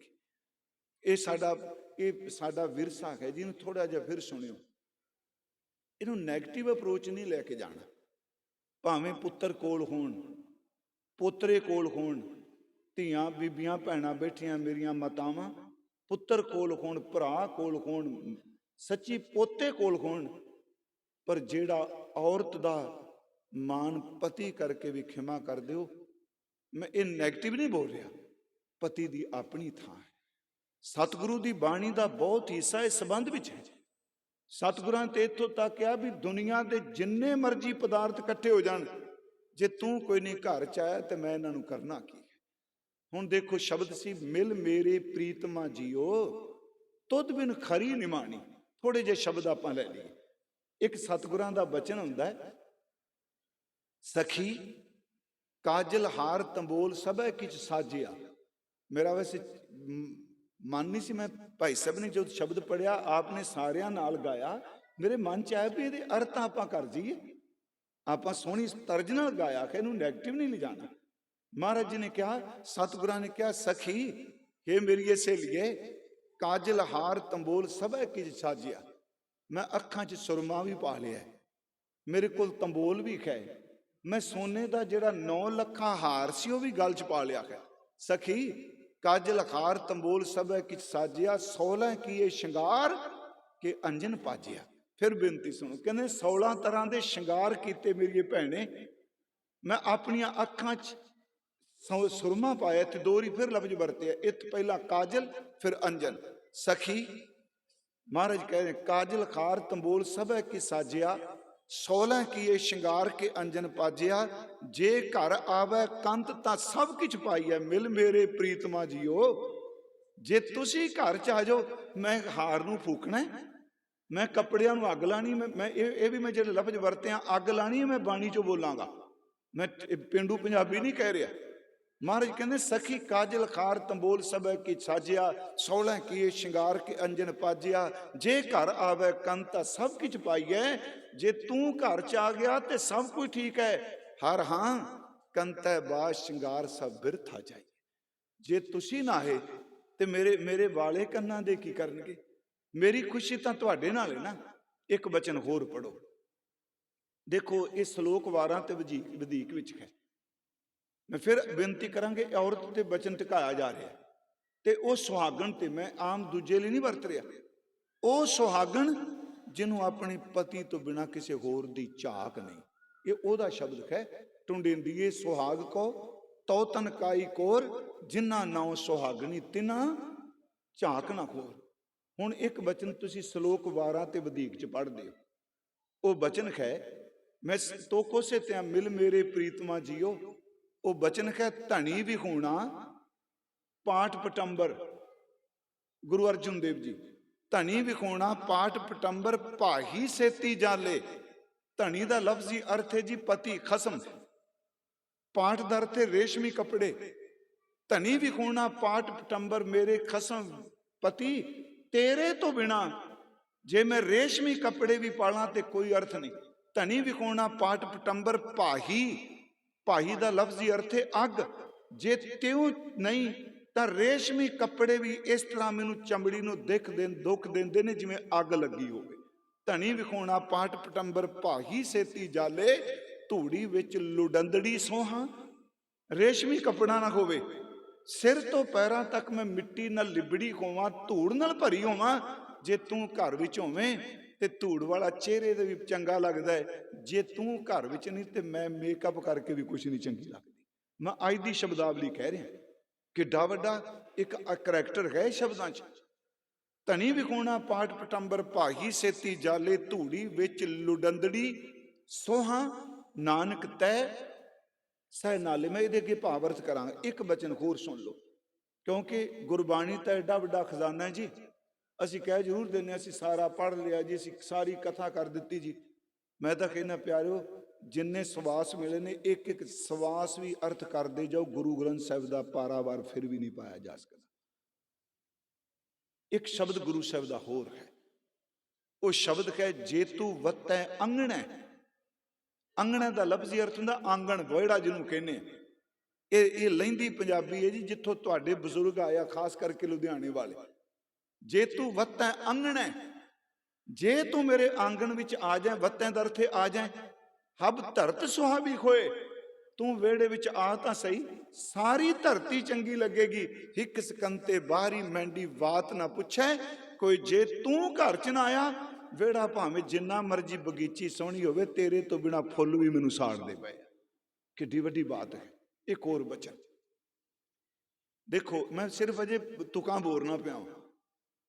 अगला एक बचन कहे कि गुरु अर्जुन साहब के वेले आपनू पता लंगर मस्ताने हो गए सन। मस्ताने आप शब्द जानते हैं ना, क्योंकि सिखां विच ये लफ्ज नहीं वरत्या जाता, ये लंगर मुक गया। वो दो ही शब्द कहते हैं, फतेह हो गया तो जां मस्ताना हो गया। फतेह इस करके कहते हैं कामयाब हो गया, उत्थे भी फतेह का अर्थ मुकना नहीं, मस्ताना है। उस वक्त लंगर मस्ताने हो गए। इत्थों तक समा आ गया कि गुरु अर्जुन देव महाराज वो भी कई बारी लंगर नहीं सन छकदे, क्योंकि रस्त सारी पिरथी वाल जा रहा है। जान बुझ के संगत गुरु अर्जुन देव के घर तो रहे। भाई गुरदास साहब आगरे तो आए, जो भुख लगी जो प्रशादा छकिया, देखा भी ये 2 दिनों का बासी प्रशादा सी, बया तोड़ के मूँह च पा लिया। पर बीबी भानी नूं पुछदे ने, क्योंकि बीबी भानी भाई गुरदास साहब दे ताया जी की बेटी है। गुरु अमरदास दे भतीजे ने भाई गुरदास साहब दी। बीबी भानी जी ते भाई गुरदास चाचे बाबे दे भैन भरा ने। गुरु अर्जुन देव दे मामे लगदे रिश्तेदारी विच भाई गुरदास साहब जी। उन्होंने सतगुरां उदों आगरे सन, जदों गुरु रामदास जी ज्योति जो समाए। उन्होंने भोजन छकदियां देख के बीबी भानी नूं पुछया, भैणे असी गुरु अमरदास ताया जी का जिक्र किया, उन्हां दे वेले लंगर छकिया, खीर खंड घ्यो सी। उंज बाद विच क्या रबाबियां ने नेत्र सोई तेरी है, घ्यो मैदा खाण, ਇਹ ਸ਼ਾਇਦ ਰਾਮਕਲੀ ਕੀ ਵਾਰ ਤੁਸੀਂ ਪੜ੍ਹਦੇ ਹੋਵੋ, ਪਰ ਪਲੀਜ਼ ਪੜ੍ਹਿਆ ਕਰੋ। ਮੈਂ ਜੋ ਸਟੇਜ ਤੋਂ ਕਹਿ ਰਿਹਾ ਨਾ, ਮੈਂ ਗੁਰੂ ਸਾਹਿਬ ਤੋਂ ਭੈ ਖਾ ਕੇ ਕਹਿੰਦਾ, ਮੇਰੇ ਬਾਰੇ ਦੁਨੀਆ ਕੀ ਪਰਿਭਾਸ਼ਾ ਦਿੰਦੀ, ਮੈਨੂੰ ਇਹਦੀ ਕੋਈ ਪਰਵਾਹ ਨਹੀਂ, ਕਿਉਂਕਿ ਮੈਂ ਮਰਨ ਲੱਗਿਆ ਦੁਨੀਆ ਨੂੰ ਜਵਾਬ ਨਹੀਂ ਦੇਣਾ, ਅਸਾਂ ਸਤਿਗੁਰਾਂ ਦੇ ਸਾਹਮਣੇ ਜਾਣਾ। ਅੱਜ ਤਾਂ ਲੋਕਾਂ ਲਈ ਧਰਮ ਕਮਾਉਂਦੇ ਆ ਜੀ, ਗੁਰੂ ਲਈ ਕਿਹੜਾ ਕਮਾਉਂਦਾ? ਅਸੀਂ ਕੱਪੜੇ ਵੀ ਲੋਕਾਂ ਲਈ ਪਾਉਂਦੇ ਜੇ, ਸੱਚੀ ਜੇ। ਕੱਪੜੇ ਅਸੀਂ ਤਾਂ ਪਾ ਕੇ ਜਾਂਦੇ ਆ, ਵਿਆਹ 'ਚ ਜਾਣਾ, ਘੱਟੋ ਘੱਟ ਲੋਕੀ ਵੇਖਣ ਤੇ ਸਹੀ, ਤੇਰਾ ਤਾਂ ਤਾਨੀ ਢੱਕਣਾ, ਲੋਕਾਂ ਨੇ ਵੇਖਣਾ ਤੇਰਾ ਰੰਗ। ਮੈਂ ਗੱਡੀ ਵੀ ਆਪਾਂ ਇਸ ਕਰਕੇ ਲੈਂਦੇ ਆ, ਖਿਮਾ ਕਰਿਓ, ਜ਼ਿਆਦਾਤਰ ਇਸ ਕਰਕੇ ਹੀ ਹੈ, ਲੋਕੀ ਵੇਖਣ ਤਾਂ ਸਹੀ। ਇੱਥੇ ਬੰਦਾ ਆਪਣੇ ਲਈ ਬਹੁਤ ਘੱਟ ਜਿੰਦਾ, ਸਿਰਫ ਲੋਕਾਂ ਵਾਸਤੇ ਜਿੰਦਾ ਹੈ, ਕਿਉਂਕਿ ਉਹਦੇ ਵਿੱਚੋਂ ਹਉਮੈ ਨਿਕਲਦੀ ਹੈ ਨਾ। ਸਤਿਗੁਰਾਂ ਨੇ ਜਦੋਂ ਭਾਈ ਸਾਹਿਬ ਨੇ ਕਿਹਾ ਕਿ ਮਹਾਰਾਜ ਜੀ ਇਹ ਬੀਬੀ ਜੀ ਨੂੰ ਭੈਣੇ ਲੰਗਰ, ਉਹਨਾਂ ਕਿਹਾ ਵੀਰ ਤੈਨੂੰ ਕੀ ਦੱਸਾਂ, ਘਰ ਵਿੱਚ ਇੰਨਾ ਕਲੇਸ਼ ਪੈ ਚੁੱਕਾ ਹੈ। ਗੁਰੂ ਅਰਜਨ ਦੇਵ ਕਹਿੰਦੇ ਛੋਟਾ ਪੁੱਤਰ ਮੇਰਾ ਕੁਛ ਨਹੀਂ ਕਹਿੰਦਾ, ਚੁੱਪ, ਬਾਣੀ ਪੜ੍ਹਦੇ ਨੇ, ਸੰਗਤ 'ਚ ਬੈਠਦੇ ਨੇ, ਸੇਵਾ ਕਰਦੇ ਨੇ, ਵੱਡੇ ਨੇ ਹੱਥ ਚੁੱਕ ਲਈ। ਗੁਰਮੁਖੋ ਭਾਈ ਗੁਰਦਾਸ ਸਾਹਿਬ ਗੁਰੂ ਅਰਜਨ ਸਾਹਿਬ ਕੋਲ ਚਲੇ ਗਏ ਤੇ ਜਾ ਕੇ ਕਹਿੰਦੇ ਨੇ, ਪੂਰਾ ਅਦਬ ਕੀਤਾ, ਇਹ ਨਹੀਂ ਕਿ ਭਾਂਜਾ ਸਮਝ ਕੇ ਨਾ, ਗੁਰੂ ਜਾਣ ਕੇ ਮੱਥਾ ਟੇਕਿਆ। ਕਹਿੰਦੇ ਮਹਾਰਾਜ ਇਹ ਲੰਗਰ 'ਚ ਕੀ ਹੈ? ਸਤਿਗੁਰਾਂ ਨੇ ਕਿਹਾ ਬਹੁਤ 36 ਪ੍ਰਕਾਰ ਦੇ ਭੋਜਨ। ਉਹ ਕਹਿੰਦੇ ਆ ਜੀ ਦੇਖੋ 36 ਪ੍ਰਕਾਰ ਦੇ, ਆਪ ਜੀ ਕਹਿ ਰਹੇ ਹੋ, ਮੈਂ ਆਇਆ ਸੁੱਕਾ ਪ੍ਰਸ਼ਾਦਾ ਮਿਲਿਆ, ਉਹ ਵੀ ਬਾਸੀ। ਹਜ਼ੂਰ ਨੇ ਕਿਹਾ ਭਾਈ ਜੀ ਜੇ ਸੁੱਕੀ ਰੋਟੀ ਖਾ ਕੇ ਜ਼ਮੀਨ ਤੇ ਲੇਟ ਕੇ ਪਾਟੇ ਬਸਤਰ ਪਾ ਕੇ ਵਾਹਿਗੁਰੂ ਚੇਤੇ ਆਉਂਦਾ ਹੈ ਨਾ, ਇਹਦੇ ਵਰਗਾ ਭੋਜਨ ਕੋਈ ਨਹੀਂ। ਜੇ 36 ਪ੍ਰਕਾਰ ਦਾ ਭੋਜਨ ਖਾ ਕੇ ਰੱਬ ਭੁੱਲ ਜਾਂਦਾ, ਇਦੋਂ ਵੱਡਾ ਜ਼ਹਿਰ ਕੋਈ ਨਹੀਂ। ਇਹਦਾ ਮਤਲਬ ਜੇ ਤੂੰ ਖਾਏ ਤੇ ਸਭ ਕੁਝ ਖਾਏ। ਇੱਥੇ ਸਤਿਗੁਰਾਂ ਨੇ ਔਰਤ ਦੀ ਉਦਾਹਰਨ ਦਿੱਤੀ। ਉਹ ਹੈ ਰੁੱਖੋ ਭੋਜਨ ਮਿਲ ਮੇਰੇ ਪ੍ਰੀਤਮਾ ਜੀਓ, ਤੁਕ ਤੋਂ ਦੂਰ ਨਹੀਂ ਜਾਣਾ। ਰੁੱਖੋ ਭੋਜਨ, ਰੁੱਖੀ ਰੋਟੀ, ਭੂਮ ਸੈਨ, ਜ਼ਮੀਨ ਤੇ ਸੌਂਨੇ ਆ, ਰੁੱਖੀ ਰੋਟੀ ਖਾਂਦੇ ਆ। ਸਖੀ ਤਾਂ ਕੀ ਹੋਇਆ? ਪ੍ਰੈ ਸੰਗ ਸੂਖ ਬਿਹਾਤ, ਜੇ ਮੈਂ ਅੱਧੀ ਸੁੱਕੀ ਖਾ ਰਹੀ ਹਾਂ, ਜ਼ਮੀਨ ਤੇ ਸੌ ਰਹੀ ਹਾਂ, ਮੇਰੀ ਜ਼ਿੰਦਗੀ ਸੌਖੀ ਲੰਘਦੀ ਪਈ ਹੈ, ਕਿਉਂਕਿ ਮੇਰਾ ਸਾਈਂ ਮੇਰੇ ਨਾਲ ਹੈ। ਇਹ ਜਿਹੜਾ ਸ਼ਬਦ ਸੀ, ਤੁਧ ਬਿਨ ਖਰੀ ਨਿਮਾਣੀ ਮਿਲ ਮੇਰੇ ਪ੍ਰੀਤਮਾ ਜੀਓ, ਇਹ ਕਿੱਡੀ ਕੁ ਪਰਮ ਅਵਸਥਾ ਹੈ ਜੀ। ਇੱਥੇ ਇੱਕ ਉਦਾਹਰਨ ਹੋਰ ਆਪ ਜੀ ਨੂੰ ਦੇਣਾ ਬਾਣੀ ਵਿੱਚੋਂ। ਮਹਾਰਾਜ ਜੀ ਨੇ ਬੜੇ ਸ਼ਬਦ ਉਚਾਰਨ ਕੀਤੇ ਸੀ। ਜੇ ਮੰਨ ਲਓ ਮੈਂ ਗਾ ਦਿੱਤਾ, ਮੈਂ ਤੇਰੇ ਤੋਂ ਬਿਨਾ ਨਿਮਾਣੀ ਖਾਂ, ਤੇ ਸਵੇਰੇ ਉੱਠ ਕੇ ਤੇ ਮੈਂ ਜਪਜੀ ਸਾਹਿਬ ਨਹੀਂ ਪੜਿਆ, ਰਾਤੀ ਕਹਿ ਕੇ ਆਇਆ ਤੇਰੇ ਤੋਂ ਬਿਨਾ ਮੇਰੀ ਕੀਮਤ ਕੋਈ ਨਹੀਂ। ਸੱਚ ਹੈ ਨਾ? ਇਹਦਾ ਮਤਲਬ ਮੇਰੇ ਗਲੇ ਨੇ ਗਾਇਆ ਹੈ। ਮੈਂ ਉਸ ਤਰ੍ਹਾਂ ਗੁਰੂ ਨੂੰ ਮੁਹੱਬਤ ਨਹੀਂ ਕੀਤੀ ਜਿਵੇਂ ਇੱਕ ਸੁਹਾਗਣ ਆਪਣੇ ਪਤੀ ਨੂੰ ਮੁਹੱਬਤ ਕਰਦੀ ਹੈ। ਫਿਰ ਬੇਨਤੀ, ਜਿਵੇਂ ਸੁਹਾਗਣ ਪਤੀ ਤੋਂ ਬਿਨਾ ਨਹੀਂ ਰਹਿ ਸਕਦੀ, ਮੇਰੇ ਦਾਤਿਆ ਇਹੋ ਜਿਹੀ ਅਵਸਥਾ ਦੇ, ਦੁਨੀਆ ਦਾ ਸਭ ਕੁਝ ਮੇਰੇ ਪੱਲੇ ਹੋਵੇ, ਜੇ ਤੂੰ ਨਾ ਹੋਵੇ ਤੇ ਤੇਰੇ ਤੋਂ ਬਿਨਾ ਮੈਨੂੰ ਕੁਝ ਵੀ ਚੰਗਾ ਨਾ ਲੱਗੇ। ਸਤਿਗੁਰਾਂ ਦਾ ਇੱਕ ਬਚਨ ਹੈ, ਓਹਾ ਪ੍ਰੇਮ ਪ੍ਰੀ ਕਨਕ ਮਾਨਕ ਗਜ ਮੋਤੀਨ ਲਾਲਨ ਨਹਿ ਨਾ ਨਹੀਂ। ਸਭ ਕੁਝ ਦਿੱਤਾ ਪਰ ਤੇਰੇ ਤੋਂ ਬਿਨਾ ਸਾਡੀ ਕੀ ਕੀਮਤ ਹੈ। ਗੁਰਮੁਖੋ ਸਿੱਖ ਦਾ ਘਰ ਵੀ, ਉਹਦਾ ਮੰਦਰ, ਉਹਦਾ ਘਰ, ਉਹਦੀਆਂ ਗੱਡੀਆਂ, ਉਹਦਾ ਬਿਜ਼ਨਸ, ਉਹਦਾ ਸਭ ਕੁਝ ਤਾਂ ਹੀ ਚੰਗਾ ਜੇ ਉੱਥੇ ਗੁਰੂ ਚੇਤੇ ਆਉਂਦਾ ਹੈ। ਜੇ ਗੁਰੂ ਚੇਤੇ ਨਹੀਂ ਆਉਂਦਾ ਤੇ ਪਿਆਰਿਓ ਬਸ ਅੱਗ ਦੀਆਂ ਲਾਟਾਂ ਹੀ। ਮੈਂ ਇਸ ਕਰਕੇ ਕਿਆ ਸ਼ਬਦ ਪੜਿਆ, ਮਿਲ ਮੇਰੇ ਪ੍ਰੀਤਮਾ ਜੀਓ ਤੁਧ ਬਿਨ ਖਰੀ ਨਿਮਾਣੀ। ਬਾਬਾ ਫਰੀਦ ਸਾਹਿਬ ਨੂੰ ਪੁੱਛੋ, ਅੱਜ ਨਾ ਸੁੱਤੀ ਕੰਤ ਸਿਉ ਅੰਗ ਮੁੜੈ ਮੁੜ ਜਾਏ, ਜਾਏ ਪੁੱਛੋ ਦੁਹਾਗਣੀ ਤੁਮ ਕਿਉਂ ਰਹਿਣ ਵਿਖਾਏ। ਇੱਕ ਸ਼ਬਦ ਸਿਰਫ ਕਹਿ ਕੇ, ਕਿਉਂਕਿ ਮੈਂ ਥੋੜਾ ਸਮਾਂ ਆਪ ਜੀ ਦਾ ਜ਼ਿਆਦਾ ਲੈ ਲਿਆ ਇਸ ਦਰ, ਕਿ ਇੱਕ ਸਿੱਖ ਹੋਏ ਨੇ ਲਖਨਊ ਵਿੱਚ ਗੁਰੂ ਅਰਜਨ ਸਾਹਿਬ ਦੇ ਵੇਲੇ। ਕਲਗੀਧਰ, ਮੈਂ ਆਪ ਸੰਗਤ ਕਾਫੀ ਜਿਹੜੇ ਕਲਗੀਧਰ ਜਾਂਦੇ ਸੋ ਵੀ ਸੱਜਣ ਬੈਠੇ ਹੋ। ਉਹਦਾ ਨਾਮ ਸੀ ਭਾਈ ਚੂੜ। ਉਹਨਾਂ ਨੇ ਲਖਨਊ ਦੇ ਇਲਾਕੇ 'ਚ ਬਹੁਤ ਪ੍ਰਚਾਰ ਕੀਤਾ ਗੁਰੂ ਅਰਜਨ ਦੇਵ ਦੇ ਵੇਲੇ। ਤੇ ਭਾਈ ਚੂੜ ਜੀ ਕਵਿਤਾ ਕਰਦੇ ਹੁੰਦੇ ਸਨ। ਇਹ ਉਹਨਾਂ ਨੂੰ ਕਵਿਤਾ ਫੁਰਦੀ ਸੀ। ਇਹ 'ਚ ਕੋਈ ਸ਼ੱਕ ਨਹੀਂ ਕਿ ਜਿੰਨਾ ਬੰਦੇ ਕਿਸੇ ਇਕਾਗਰ ਹੋ ਜਾਏਗਾ ਨਾ, ਉਹਦੇ ਅੰਦਰ ਕਵਿਤਾ ਜਨਮ ਲੈਂਦੀ ਹੈ। ਅੰਦਰ ਇਕਾਗਰ ਕਿਹਾ, ਇਹ ਹੋ ਸਕਦਾ ਹੈ ਦੁਨਿਆਵੀ ਵੱਲੋਂ ਇਕਾਗਰ। ਹੁਣ ਇਹ ਨਾ ਸਮਝੋ ਇਕਾਗਰਤਾ ਦਾ ਸੰਬੰਧ ਸਿਰਫ ਨਾਮ ਨਾਲ। ਇੱਥੇ ਬਗਲੇ ਨੇ ਵੀ ਮੱਛੀ ਫੜਨੀ ਹੈ ਤੇ ਇਕਾਗਰ ਉਹਨੂੰ ਵੀ ਹੋਣਾ ਪੈਂਦਾ। ਧਿਆਨ ਤਾਂ ਉਹ ਵੀ ਟਿਕਾ ਦਿੰਦਾ ਹੈ ਨਾ, ਇਹ ਗੱਲ ਵੱਖਰੀ। ਧਿਆਨ ਟਿਕਾ ਕੇ ਕਰਦਾ ਬੁਰਾਈ ਪਿਆ ਹੈ। ਬੰਦਾ ਚੋਰ ਸੰਨ ਲਾਉਂਦਾ ਹੈ ਨਾ, ਯਾਦ ਰੱਖਿਓ ਇਕਾਗਰ ਉਹ ਵੀ ਹੁੰਦਾ ਹੈ। ਖੱਬੇ ਸੱਜੇ ਧਿਆਨ ਨਹੀਂ ਜਾਣ ਦਿੰਦਾ, ਪੂਰੇ ਨਿਸ਼ਾਨੇ ਤੇ। ਉਹ ਪ੍ਰਚਾਰ ਕਰਦੇ ਸਨ। ਇੱਕ ਉਹਨਾਂ ਨੇ ਕਹਾਣੀ ਬੜੀ ਸੋਹਣੀ ਕਹੀ, ਕਵਿਤਾ ਦਾ ਰੂਪ ਹੈ ਜੀ, 4 ਕੁ ਸਤਰਾਂ ਨੇ, ਤੇ ਮੈਂ ਉਹ ਕਹਿ ਦੇਣਾ। ਉਹਨਾਂ ਨੇ ਇਹ ਲਿਖਿਆ ਸੰਗਤ ਨੂੰ ਸਮਝਾਉਂਦਿਆਂ ਕਿ ਜਦੋਂ ਸਾਈਂ ਭੁੱਲ ਜਾਏ, ਸਿਰਫ ਬੰਦਾ ਦਾਤਾਂ 'ਚ ਪ੍ਰਵਿਰਤ ਹੋ ਜਾਏ। ਉਹ ਕਹਿੰਦੇ ਇੱਕ ਰਾਜਾ ਸੀ ਧਰਮੀ, ਬਹੁਤ ਚੰਗਾ ਸੀ ਜੀ। ਮੈਂ ਫਿਰ ਬੇਨਤੀ ਕਰਾਂਗਾ, ਇਸ ਕਹਾਣੀ ਜਾਂ ਸਾਖੀ ਨੂੰ ਸਿਰਫ ਸ਼ਬਦ ਦੇ ਸਿਧਾਂਤ ਨੂੰ ਸਮਝਣ ਲਈ, ਇਹ ਕੰਨ ਰਸ ਪੈਦਾ ਕਰਨ ਲਈ ਨਹੀਂ। ਉਹ ਰਾਜਾ ਬੜਾ ਧਰਮੀ ਸੀ। ਉਹਦੇ ਜਦੋਂ ਵਿਆਹ ਹੋਇਆ, ਉਹਦੇ ਘਰੋਂ ਜਿਹੜੀ ਰਾਣੀ ਸੀ ਉਹ ਸੱਚੀ ਮੁੱਚੀ ਉਹ ਵੀ ਬੜੀ ਭੈ ਭਾਵਨਾ ਧਰਮੀ ਸੀ। ਉਹਨਾਂ ਦੀ ਸ਼ਾਦੀ ਹੋਇਆਂ ਨੂੰ ਕਈ ਸਾਲ ਲੰਘ ਗਏ, ਘਰ ਉਹਨਾਂ ਦੇ ਸੰਤਾਨ ਨਹੀਂ ਕੋਈ, ਨਾ ਬੇਟੀ ਨਾ ਬੇਟਾ, ਕੋਈ ਸੰਤਾਨ ਉਪਜੀ ਨਹੀਂ। ਪਰ ਰਾਜੇ ਨੇ ਕਦੀ ਗਿਲਾ ਸ਼ਿਕਵਾ ਨਹੀਂ ਕੀਤਾ। ਰਾਣੀ ਦੇ ਮਨ ਸੀ ਕਿ ਮੇਰਾ ਪਤੀ ਰਾਜਾ ਹੈ, ਤੇ ਜੇ ਇਹਦੇ ਘਰ ਸੰਤਾਨ ਨਾ ਹੋਈ, ਅੱਗੇ ਅੰਸ਼ ਬੰਸ ਨਾ ਚੱਲੀ, ਤੇ ਇਸ ਪਰਜਾ ਦਾ ਬਣੇਗਾ ਕਿ ਪਰਜਾ ਦੀ ਸੰਭਾਲ ਕਿਵੇਂ ਹੋਵੇਗੀ। ਇੱਕ ਦਿਨ ਰਾਜਾ ਘਰ ਆਇਆ, ਰਾਣੀ ਨੇ ਰਾਜੇ ਨੂੰ ਇਹ ਸ਼ਬਦ ਕਿਹਾ, ਕਹਿੰਦੀ ਜੀ ਮੈਂ ਇੱਕ ਤੁਹਾਨੂੰ ਅਰਜ਼ ਕਰਨੀ ਹੈ, ਧਿਆਨ ਦਿਆ ਜੇ ਗੁਰਮੁਖ ਥੋੜਾ ਜਿਹਾ। ਕਹਿੰਦੇ ਦੱਸੋ। ਉਹ ਬੜੀ ਨਿਮਰਤਾ ਨਾਲ ਕਹਿੰਦੀ, ਜੇ ਮੇਰੀ ਕੁੱਖ ਨੂੰ ਭਾਗ ਨਹੀਂ ਲੱਗਾ ਤੇ ਮੈਂ ਤੁਹਾਨੂੰ ਬੇਨਤੀ ਕਰਾਂ ਤੁਸੀਂ ਦੂਜਾ ਵਿਆਹ ਕਰਾ ਲਓ। ਇਸ ਨੂੰ ਕਹਾਣੀ ਰੂਪ ਚ ਲਿਆ ਜੀ। ਦੂਜੀ ਸ਼ਾਦੀ। ਰਾਜੇ ਨੇ ਕਿਹਾ ਨਾ, ਮੈਂ ਤੇਰੀ ਸ਼ੌਕਣ ਨਹੀਂ ਕੋਈ ਲੈਣਾ। ਉਹ ਕਹਿੰਦੀ ਮੈਂ ਦਿਲੋਂ ਕਹਿ ਰਹੀ ਹਾਂ ਕਿ ਪਰਜਾ ਦਾ ਤੁਸੀਂ ਇੰਨਾ ਭਲਾ ਮੰਗਦੇ ਹੋ, ਕੱਲ ਦੂਜਾ ਕੌਣ ਰਾਜ ਕਰੇਗਾ? ਪਰਮਾਤਮਾ ਧੀ ਪੁੱਤਰ ਦੇਦਾ, ਘੱਟੋ ਘੱਟ ਕੋਈ ਰਾਜ ਸਾਂਭਣ ਵਾਲਾ ਤਾਂ ਆਏਗਾ। ਉਹ ਰਾਣੀ ਨੇ ਜੀ ਆਪ ਵਿੱਚ ਪੈ ਕੇ ਰਾਜੇ ਦਾ ਵਿਆਹ ਕਰਾ ਦਿੱਤਾ। ਉਹਦਾ ਵਿਆਹ ਹੋ ਗਿਆ। ਡੋਲੀ ਆਪ ਲੈ ਕੇ, ਰਾਜਿਆਂ ਮਹਾਰਾਜ ਹੁੰਦੇ ਸਨ ਇਸ ਤਰ੍ਹਾਂ।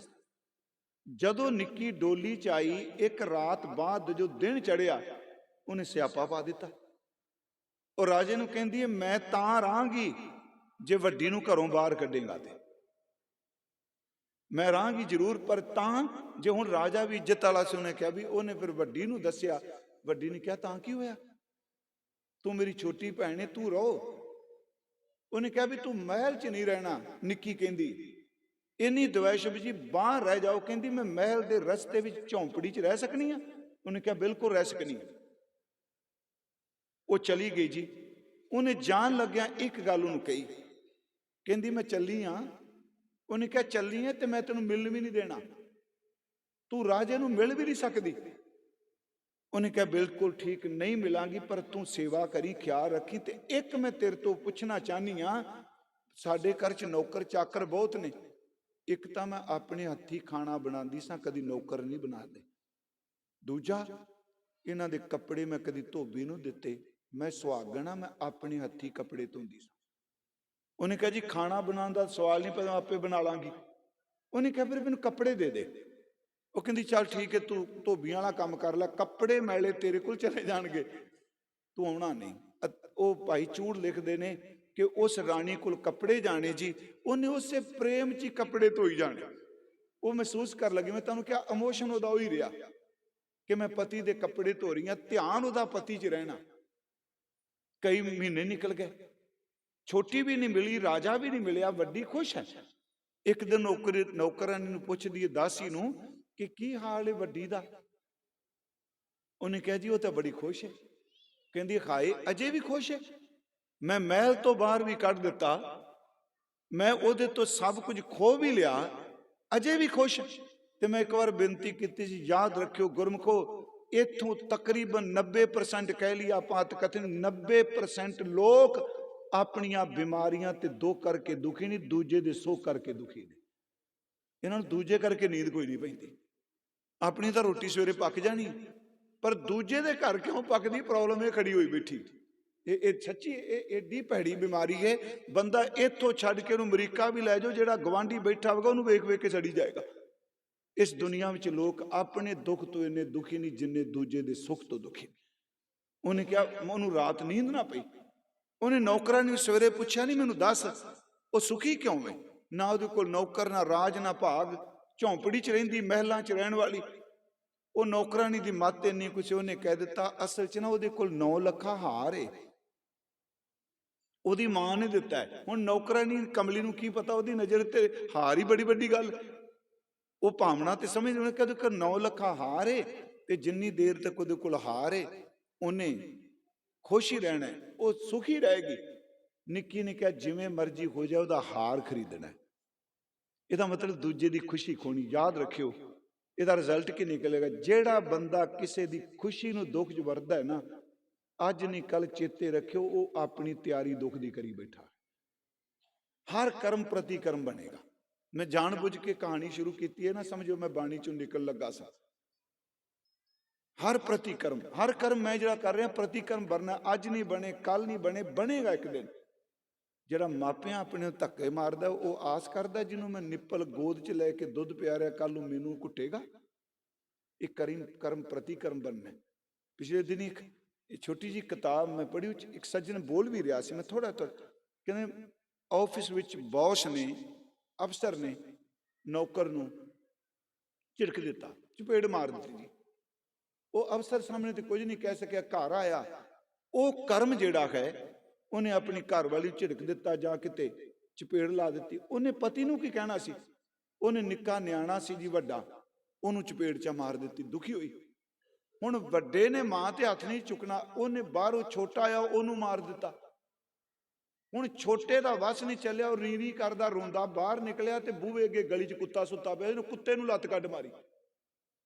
ਕੁੱਤਾ ਜਦੋਂ ਲੱਤ ਵੱਜੀ ਉੱਠ ਪਿਆ, ਤੇ ਇੱਕ ਬੰਦਾ ਤੁਰਿਆ ਜਾਂਦਾ ਸੀ, ਕੁੱਤਾ ਉਹਨੂੰ ਵੱਢ ਗਿਆ, ਤੇ ਉਹ ਬੰਦਾ ਉਹੀ ਸੀ ਜਿਹਨੇ ਸਵੇਰੇ ਥੱਪੜ ਮਾਰਿਆ ਸੀ।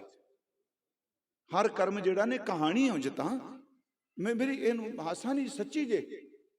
ਜੋ ਮੈਂ ਕੀਆ ਸੋ ਮੈਂ ਪਾਇਆ, ਦੋਸ਼ ਨਾ ਦੀਜੈ ਅਵਰ ਜਨਾ। ਉਹਨੇ ਕਿਹਾ ਮੈਂ ਇਹਦਾ ਹਾਰ ਖੋਣਾ। ਮੁੱਕ ਦੀ ਗੱਲ ਕੀ, ਨੌਕਰਾਨੀ ਜਾ ਕੇ ਕਹਿੰਦੀ ਵੀ ਛੋਟੀ ਤੇਰਾ ਹਾਰ ਮੰਗਣਾ ਚਾਹੁੰਦੀ, ਖਰੀਦਣਾ ਚਾਹੁੰਦੀ ਹੈ। ਉਹ ਹੱਸ ਕੇ ਕਹਿੰਦੀ ਕਿਉਂ? ਉਹਦੇ 'ਚ ਖੇੜਾ ਸੀ। ਜਿਹੜੀ ਯਾਦ 'ਚ ਵੀ ਬੈਠੀ, ਉਹਦੇ ਕੋਲ ਵੀ ਖੇੜਾ ਹੈ। ਚੇਤੇ ਰੱਖਿਓ, ਜਿਹੜਾ ਨੇੜੇ ਰਹਿ ਕੇ ਵਹਿੰਦਿਆਂ ਹੋਇਆਂ ਵੀ ਅੰਦਰ ਭਾਵਨਾ ਨਹੀਂ ਰੱਖਦਾ, ਅੰਦਰੋਂ ਦੁਖੀ ਰਹਿੰਦਾ ਹੈ। ਉਹਨੇ ਕਿਹਾ ਜੀ ਮੈਂ ਹਾਰ ਦੇ ਦਿਆਂਗੀ।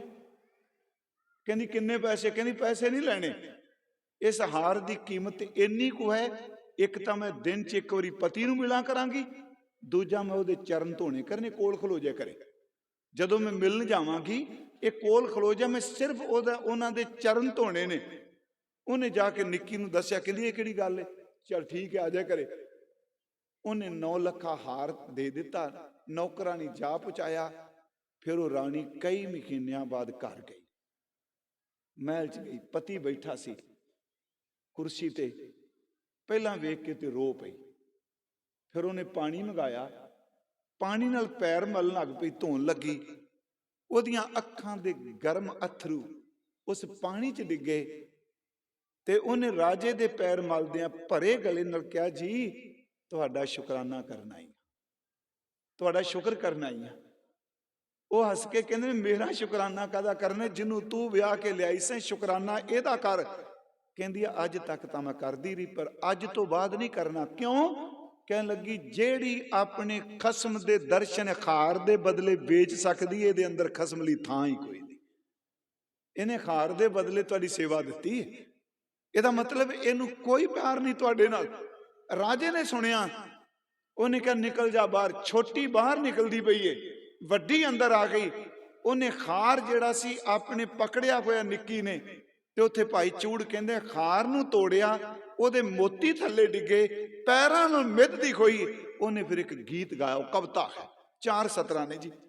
ਉਹ ਛੋਟੀ ਕਹਿੰਦੀ ਸ਼ਾਲਾ ਹਾਰ ਟੁੱਟੇ ਅੱਧ ਵਿੱਚੋਂ, ਤੇ ਤੇਰੇ ਥੀਵਣ ਲਾਲ ਅਜਾਈ। ਇਹਦੇ ਮੈਂ ਭਾਵ ਅਰਥ ਅਰਜ ਕਰਨੀ, ਇਹ ਕੱਲੀ ਕਹਾਣੀ ਨਹੀਂ, ਇਹ ਬਾਣੀ ਦਾ ਅਰਥ ਕਰਾਂਗਾ ਮੈਂ। ਸ਼ਾਲਾ ਹਾਰ ਟੁੱਟੇ ਅੱਧ ਵਿੱਚੋਂ, ਤੇ ਤੇਰੇ ਥੀਵਣ ਲਾਲ ਅਜਾਈ। ਜੇ ਜਾਣਾ ਹਾਰੀ ਨੂੰ ਹਾਰ ਹਰਾਂਦਾ, ਤੇ ਹਾਰੇ ਹੱਥ ਨਾ ਲਾਈ। ਇੱਕ ਦੁਹਾਗਵਿਆਂ ਦਾ ਮਤਲਬ ਹੁੰਦਾ ਵੀ ਪਤੀ ਜਿਉਂਦਾ ਹੋਵੇ ਪਰ ਉਹਦੀ ਖੁਸ਼ੀ ਨਾ ਮਿਲੇ। ਅੱਜ ਮੈਂ ਦੁਹਾਗਵੀ ਹੋ ਗਈ।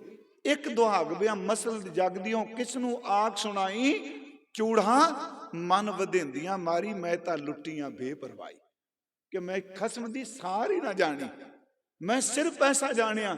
ਉਹ ਫਿਰ ਇਹਦੀ ਕਥਾ ਕਰਦੇ ਹੁੰਦੇ ਸਨ, ਸੋਨਾ ਰੂਪਾ ਰੰਗੁਲਾ ਮੋਤੀ ਤੈ ਮਾਨਕ ਜੀਓ, ਸੇ ਵਸਤੂ ਸ਼ੈ ਦਿੱਤੀਆਂ ਮੈਂ 300 ਲਾਇਆ ਚਿੱਤ ਜੀਓ। ਇਹ ਸ਼ਬਦ ਹੈ ਕੁਚੱਜੀ, ਜਿਹੜਾ ਸੂਈ ਰਾਗ 'ਚ ਪਾਠ ਕਰਨੇ ਉਹ 'ਚ ਸ਼ਬਦ ਆਉਂਦਾ। ਸੋਨਾ ਇਹਦਾ ਅਰਥ ਹੋ ਗਿਆ ਸੋਨਾ, ਰੂਪਾ ਦਾ ਅਰਥ ਚਾਂਦੀ, ਮੋਤੀ ਕਹਿੰਦੇ ਨੇ ਮੈਂ ਕਮਲੀ ਨੇ ਤੇਰੀ ਕੀਮਤ ਨਹੀਂ ਜਾਣੀ, ਜਿਹੜੀਆਂ ਚੀਜ਼ਾਂ ਤੂੰ ਮੈਨੂੰ ਦਿੱਤੀਆਂ ਮੈਂ ਉਹਨਾਂ ਨੂੰ ਥਾਂ ਦੇ ਦਿੱਤੀ, ਨਕੰਮੀ ਨੇ ਤੈਨੂੰ ਜਾਣੀ ਕੋਈ ਨਹੀਂ। ਹੁਣ ਮੇਰੇ ਸਾਈਆਂ ਮੇਰੇ ਤੋਂ ਵੱਡੀ ਕੁਚੱਜੀ ਕਿਹੜੀ ਹੈ। ਇਹਦਾ ਮਤਲਬ ਇਹ ਵਾਹਿਗੁਰੂ ਜੀ ਤੁਸੀਂ ਘਰ ਦਿੱਤੇ, ਤੁਸੀਂ ਪੁੱਤਰ ਧੀਆਂ ਦਿੱਤੇ, ਤੁਸੀਂ ਗਹਿਣੇ ਦਿੱਤੇ, ਤੁਸੀਂ ਬਿਜ਼ਨਸ ਦਿੱਤੇ, ਤੁਸੀਂ ਸਾਨੂੰ ਪਦਾਰਥ ਦਿੱਤੇ, ਸਾਡੀ ਸੁਰਤ ਇੰਨੀ ਕੁ ਨਕੰਮੀ ਹੋ ਗਈ, ਤੇਰੀਆਂ ਦਾਤਾਂ ਨੂੰ ਤੇ ਅੰਦਰ ਥਾਂ ਦੇ ਦਿੱਤੀ, ਦਾਤਾ ਤੈਨੂੰ ਭੁਲਾ ਦਿੱਤਾ। ਫਿਰ ਬੇਨਤੀ ਮਹਾਰਾਜ ਕਹਿੰਦੇ ਸੋਨਾ ਰੂਪਾ ਰੰਗਲਾ ਮੋਤੀ ਤੈ ਮਾਨਕ ਜੀਓ, ਸੇ ਵਸਤੂ ਸ਼ੈ ਦਿੱਤੀਆਂ ਮੈਂ ਤਿੰਨ ਸਿਓ ਲਾਇਆ ਚਿੱਤ ਜੀਓ, ਮੰਦਰ ਮਿੱਟੀ ਸੰਧੜੇ ਪੱਥਰ ਕੀਤੇ ਰਾਸ ਜੀਓ। ਮੈਂ ਤਾਂ ਪੱਥਰਾਂ ਨੂੰ ਆਪਣੀ ਪੂੰਜੀ ਬਣਾ ਲਿਆ, ਪੱਥਰ ਕੀਤੇ ਰਾਸ ਜੀਓ ਹੋ, ਇੰਨੀ ਟੋਲੀ ਭੁੱਲੀਸ ਇਸ ਕੰਤ ਨਾ ਬੈਠੀ ਪਾਸ ਜੀਓ। ਪਰ ਜਿਸ ਮਾਂ ਨੂੰ ਤੁਸੀਂ ਯਾਦ ਕਰ ਲੱਗੇ, ਇਹਨੂੰ ਇਸ ਤਰ੍ਹਾਂ ਸਮਝਿਓ ਵੀ ਮਾਤਾ ਜੀ ਦਾ ਦਿਨ, ਉਹ ਨਹੀਂ ਪਿਆਰਿਓ ਸਾਡੀ ਮਾਂ ਵੀ ਕਿਤੇ ਨਹੀਂ ਗਈ, ਸਾਡਾ ਬਾਪੂ ਵੀ ਕਿਤੇ ਨਹੀਂ ਗਿਆ। ਸਾਡੇ ਬਾਪੂ ਧੰਨ ਗੁਰੂ ਗੋਬਿੰਦ ਸਿੰਘ ਜੀ ਨੇ ਜੀ, ਪਿਤਾ ਜੀ ਨੇ ਗੁਰਮੁਖੋ ਕਿਸੇ ਮਜਹਬ ਕੋਲੇ ਨਹੀਂ ਜੇ, ਕਿਸੇ ਦਾ ਮੈਂ ਤਰਕ ਨਹੀਂ ਕਰ ਰਿਹਾ। ਏਡੀ ਵੱਡੀ ਪ੍ਰਸੰਨਤਾ ਅੱਜ ਤੁਸੀਂ ਦੱਸੋ, ਅੱਜ ਗੌਰਮੈਂਟ ਵਿੱਚ ਕਿਸੇ ਦੇ ਬਾਪ ਦਾ ਨਾਂ ਆਪਣੇ ਨਾਲ ਲਿਖ ਲਓ, ਕਾਨੂੰਨੀ ਸਜ਼ਾ ਮਿਲਦੀ ਏ। ਸਿੱਖੋ ਤੁਸੀਂ ਧੁਰ ਦਰਗਾਹ ਤੋਂ ਬਖਸ਼ਿਸ਼ ਲੈ ਲਈ। ਗੁਰੂ ਗੋਬਿੰਦ ਸਿੰਘ ਜੀ ਨੇ ਕਿਹਾ ਜਿਹੜੇ ਮੇਰੇ 4 ਸਾਹਿਬਜ਼ਾਦੇ ਮੇਰੇ ਬਿੰਦੀ ਪੁੱਤਰ ਨੇ, ਜਿਹੜਾ ਨਾਮ ਇਹ ਵਰਦੇ ਸਨ ਖਾਲਸਾ ਜੀ, ਰਹਿੰਦੀ ਦੁਨੀਆ ਤੱਕ ਮੈਂ ਆਪਣਾ ਹੱਕ ਦੇ ਦਿੱਤਾ, ਤੁਸੀਂ ਮੈਨੂੰ ਆਪਣੇ ਪਿਤਾ ਲਿਖ ਸਕਦੇ ਹੋ। ਉਸ ਮਾਂ ਵੱਲ ਥੋੜਾ ਜਿਹਾ ਚੱਲੀਏ ਜਿਹਨੂੰ ਤੁਸੀਂ ਯਾਦ ਕਰਦੇ ਪਏ।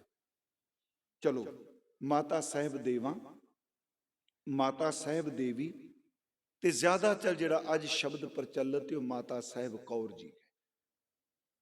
ਆਪ ਨੂੰ ਪਤਾ ਹੋਵੇ, ਸ਼ਾਇਦ ਪਤਾ ਹੋਣਾ, ਪਰ ਥੋੜੀਆਂ ਜਿਹੀਆਂ ਗੱਲਾਂ ਜਿਨ੍ਹਾਂ ਨਹੀਂ ਕਦੇ ਸੁਣਿਆ ਉਹਨਾਂ ਵਾਸਤੇ ਨੇ।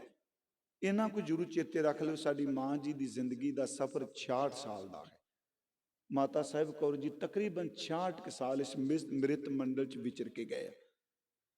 ਅੱਜ ਕੱਲ੍ਹ ਪਾਕਿਸਤਾਨ ਵਿੱਚ ਜ਼ਿਲ੍ਹਾ ਜ਼ੇਲਮ ਹੈ, ਉਹਦੇ ਵਿੱਚ ਇੱਕ ਕਸਬਾ ਪੈਂਦਾ ਥਾਂ ਹੈ ਰੋਹਤਾਸ। ਇਹ ਰੋਹਤਾਸ ਵਿੱਚ ਅੱਜ ਇੱਕ ਗੁਰਦੁਆਰਾ ਹੈ, ਇੱਕ ਤਾਂ ਗੁਰੂ ਨਾਨਕ ਸਾਹਿਬ ਦਾ ਗੁਰਦੁਆਰਾ ਹੈ, ਇੱਕ ਮਾਤਾ ਸਾਹਿਬ ਦੇਵਾਂ ਜੀ ਦਾ ਜਨਮ ਸਥਾਨ ਹੈ, ਕਿਲੇ ਵਿੱਚ ਹੈ ਜੀ। ਮਾਤਾ ਜੀ ਉਸ ਰੋਹਤਾਸ ਵਿੱਚ ਇਹਨਾਂ ਦਾ ਜਨਮ ਹੋਇਆ। ਇਹਦਾ ਪਿਛੋਕੜ ਮੈਂ ਅੱਜ ਵੀ ਖੋਜ ਕਰ ਰਿਹਾ ਸਾਂ ਕਿ ਗੁਰੂ ਨਾਨਕ ਸਾਹਿਬ ਜਦੋਂ ਕਾਬਲ ਕੰਧਾਰ ਤੋਂ ਆਏ ਆ ਤੇ ਸੱਚੇ ਪਾਤਸ਼ਾਹ ਰੋਹਤਾਸ ਪਹੁੰਚੇ। ਠੀਕ ਸੀ ਆਵਾਜ਼ ਅੱਗੇ? ਰੋਹਤਾਸ ਪਹੁੰਚੇ, ਮਹਾਰਾਜ ਬਾਰ-ਬਾਰ ਬੈਠ ਗਏ। ਤੇ ਯਾਦ ਰੱਖਿਓ ਇਹ ਜ਼ੇਲਮ ਦਰਿਆ ਜਿਹੜਾ ਆ ਕਸ਼ਮੀਰ ਚੋਂ ਨਿਕਲਦਾ ਹੈ ਨਾ, ਆ ਕਸ਼ਮੀਰ ਜਦੋਂ ਆਪਾਂ ਜਾਂਦੇ ਹਾਂ ਜਿਹੜਾ ਨਿਕਲਦਾ ਹੈ, ਇਹ ਹੀ ਉੱਥੇ ਜਾਂਦਾ ਹੈ ਮਾਤਾ ਜੀ ਦੇ ਪਿੰਡ ਵੱਲ। ਸਤਿਗੁਰੂ ਉੱਥੇ ਬੈਠੇ ਬਾਹਰ, ਤੇ ਭਾਈ ਮਰਦਾਨਾ ਜੀ ਕਹਿੰਦੇ ਸੱਚੇ ਪਾਤਸ਼ਾਹ ਕੋਈ ਨਹੀਂ ਆਇਆ। ਸਤਿਗੁਰੂ ਕਹਿਣ ਲੱਗੇ ਆਉਣਗੇ ਬਹੁਤ। ਇੰਨੀ ਦੇਰ ਨੂੰ ਪਿੰਡ ਦੀ ਸੰਗਤ ਇਕੱਠੀ ਹੋ ਕੇ ਆ ਗਈ। ਪਹਿਲੀ ਵਾਰ ਉਹ ਮਿਲੇ ਨੇ, ਸਤਿਗੁਰਾਂ ਨੇ ਕੀਰਤਨ ਸ਼ੁਰੂ ਕੀਤਾ ਤੇ ਸੰਗਤ ਬੈਠ ਗਈ, ਕੀਰਤਨ ਹੋਇਆ। ਮਹਾਰਾਜ ਜੀ ਨੂੰ ਟਿਕਾ ਲਿਆ, ਉੱਥੇ ਰੋਕ ਲਿਆ। ਸੰਗਤ ਵਿੱਚੋਂ ਇੱਕ ਸੱਜਣ ਉੱਠਿਆ, ਉਹਦਾ ਨਾਮ ਭਾਈ ਭਗਤੂ ਸੀ। ਉਹ ਭਗਤੂ ਜੀ ਨਾਂ ਸੀ, ਬਜ਼ੁਰਗ ਸਨ। ਉਹਨਾਂ ਉੱਠ ਕੇ ਕਿਹਾ ਸੱਚੇ ਪਾਤਸ਼ਾਹ ਜੀ ਕਿ ਤੁਸੀਂ ਬੜੀ ਕਿਰਪਾ ਕੀਤੀ, ਸਾਡੇ ਇਲਾਕੇ ਦਾ ਪਾਣੀ ਖਾਰਾ ਹੈ, ਇੱਥੇ ਪਾਣੀ ਮਿੱਠਾ ਨਹੀਂ ਮਿਲਦਾ, ਸਾਨੂੰ ਦੂਰੋਂ ਲਿਆਉਣਾ ਪੈਂਦਾ ਹੈ।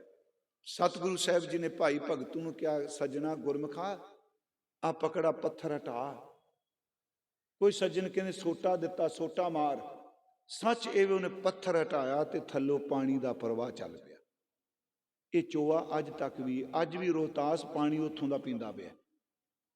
ਮੈਂ ਸਿਰਫ ਮਾਤਾ ਜੀ ਦੇ ਜਨਮ ਤੋਂ ਪਹਿਲਾਂ ਦੀ ਗੱਲ ਕਰ ਲੱਗਾ। ਸਭ ਤੋਂ ਪਹਿਲਾਂ ਗੁਰੂ ਨਾਨਕ ਸਾਹਿਬ ਦੇ ਚਰਨ ਪਏ ਉੱਥੇ, ਉੱਥੋਂ ਫਿਰ ਨਿਰਮਲ ਪਾਣੀ ਨਿਕਲਿਆ, ਮਿੱਠਾ ਪਾਣੀ। ਫਿਰ ਉਸ ਇਲਾਕੇ ਨੇ ਉਸ ਪਾਣੀ ਨੂੰ ਪੀਣਾ ਸ਼ੁਰੂ ਕਰ ਦਿੱਤਾ। ਫਿਰ ਗੁਰੂ ਨਾਨਕ ਸਾਹਿਬ ਜੀ ਦੀ ਉੱਥੇ ਸੰਗਤ ਬਣ ਗਈ, ਕਿਉਂਕਿ ਆਪ ਨੂੰ ਪਤਾ ਹੋਵੇ ਜਿਹੜਾ ਹੁਣ ਗੁਰਦੁਆਰਾ ਬਣਿਆ ਇਹਦੇ ਲਈ ਪਹਿਲੇ ਲਫ਼ਜ਼ ਹੁੰਦੇ ਸਨ। ਮੈਂ ਦੁਬਈ ਵੀ ਪਰਸੋਂ ਚੌਥ ਕਹਿ ਕੇ ਆਇਆ, ਕਿਉਂਕਿ ਉੱਥੇ ਅਰਬ ਵਿੱਚ ਗੁਰਦੁਆਰੇ ਹੁਣ ਬਣ ਲੱਗ ਪਏ। ਇੱਕ ਤਾਂ ਦੁਬਈ ਵਿੱਚ ਹੈ, ਇੱਕ ਰਸਲ ਖੇਮਾ ਹੈ ਜੀ, ਉੱਥੇ ਸੰਗਤਾਂ ਨੇ ਬਣਾਇਆ। ਬਹੁਤ ਕਿਰਪਾ। ਅਰਬ ਵਿੱਚ ਪਹਿਲੀ ਵਾਰੀ 70 ਫੁੱਟ ਕੇਸਰੀ ਨਿਸ਼ਾਨ ਸਾਹਿਬ ਚੋਂ ਲਿਆ। ਸ਼ੇਖ ਨੇ 2 ਏਕੜ ਜ਼ਮੀਨ ਦਿੱਤੀ ਸਿੱਖਾਂ ਨੂੰ, ਕਿਰਤੀ ਸਿੱਖਾਂ। ਉੱਥੇ ਮੈਂ ਬੇਨਤੀ ਕੀਤੀ, ਜਿੱਥੇ ਮਹਾਰਾਜ ਜੀ ਜਾਂਦੇ ਸਨ ਨਾ ਸਤਿਗੁਰੂ, ਹੁਣ ਗੁਰਦੁਆਰਾ ਥੋੜੇ ਸਨ ਪਹਿਲਾਂ, जिस घर विच बहना, जिस फकीर कोल बहना, उतों जाण तो बाद फिर संगत उत्थे रोज बह के नाम जपदी सी, बाणी पढ़दी सी, जो शब्द देना ਉਹਨੂੰ फिर कहंदे हुंदे सन, ਕਿਹਾ ਜਾਂਦਾ ਸੀ गुरु जी दी छोटी संगत। फिर जदों थां लभ के इकट्ठ वध जाना ते ਉਹਨੂੰ फिर कहंदे हुंदे सन बड़ी संगत। जदों थां खरीद के बकायदा मर्यादा शुरू हो जानी, ਉਹਨੂੰ कहंदे हुंदे सन पक्की संगत। चौथा शब्द हुंदा सी धर्मशाला, ते धर्मशाला तो बाद बन गया फिर गुरुद्वारा। इस तरह शुरू होया घर तो। उत्थे प्यारिओ पहला छोटी संगत बनी, फिर बड़ी संगत बनी, फिर पक्की संगत बनी, फिर सचमुच उत्थे धर्मशाला बन गई। उत्थे गुरु नानक साहब जी दे बख्शिश दा चोआ निकलिया। अज भी उस चोवे विचों निकलदा होया जल ही इलाका पींदा है। मैं अज पढ़िया जी, उसे भाई भगतू दी अंश विचों, उसे भाई भगतू दे खानदान विचों एक सज्जन पैदा होए जी। उन्हां दा नाम सी भाई रामू। कईयां ने भाई रावा लिखिया, कईयां ने भाई रामा।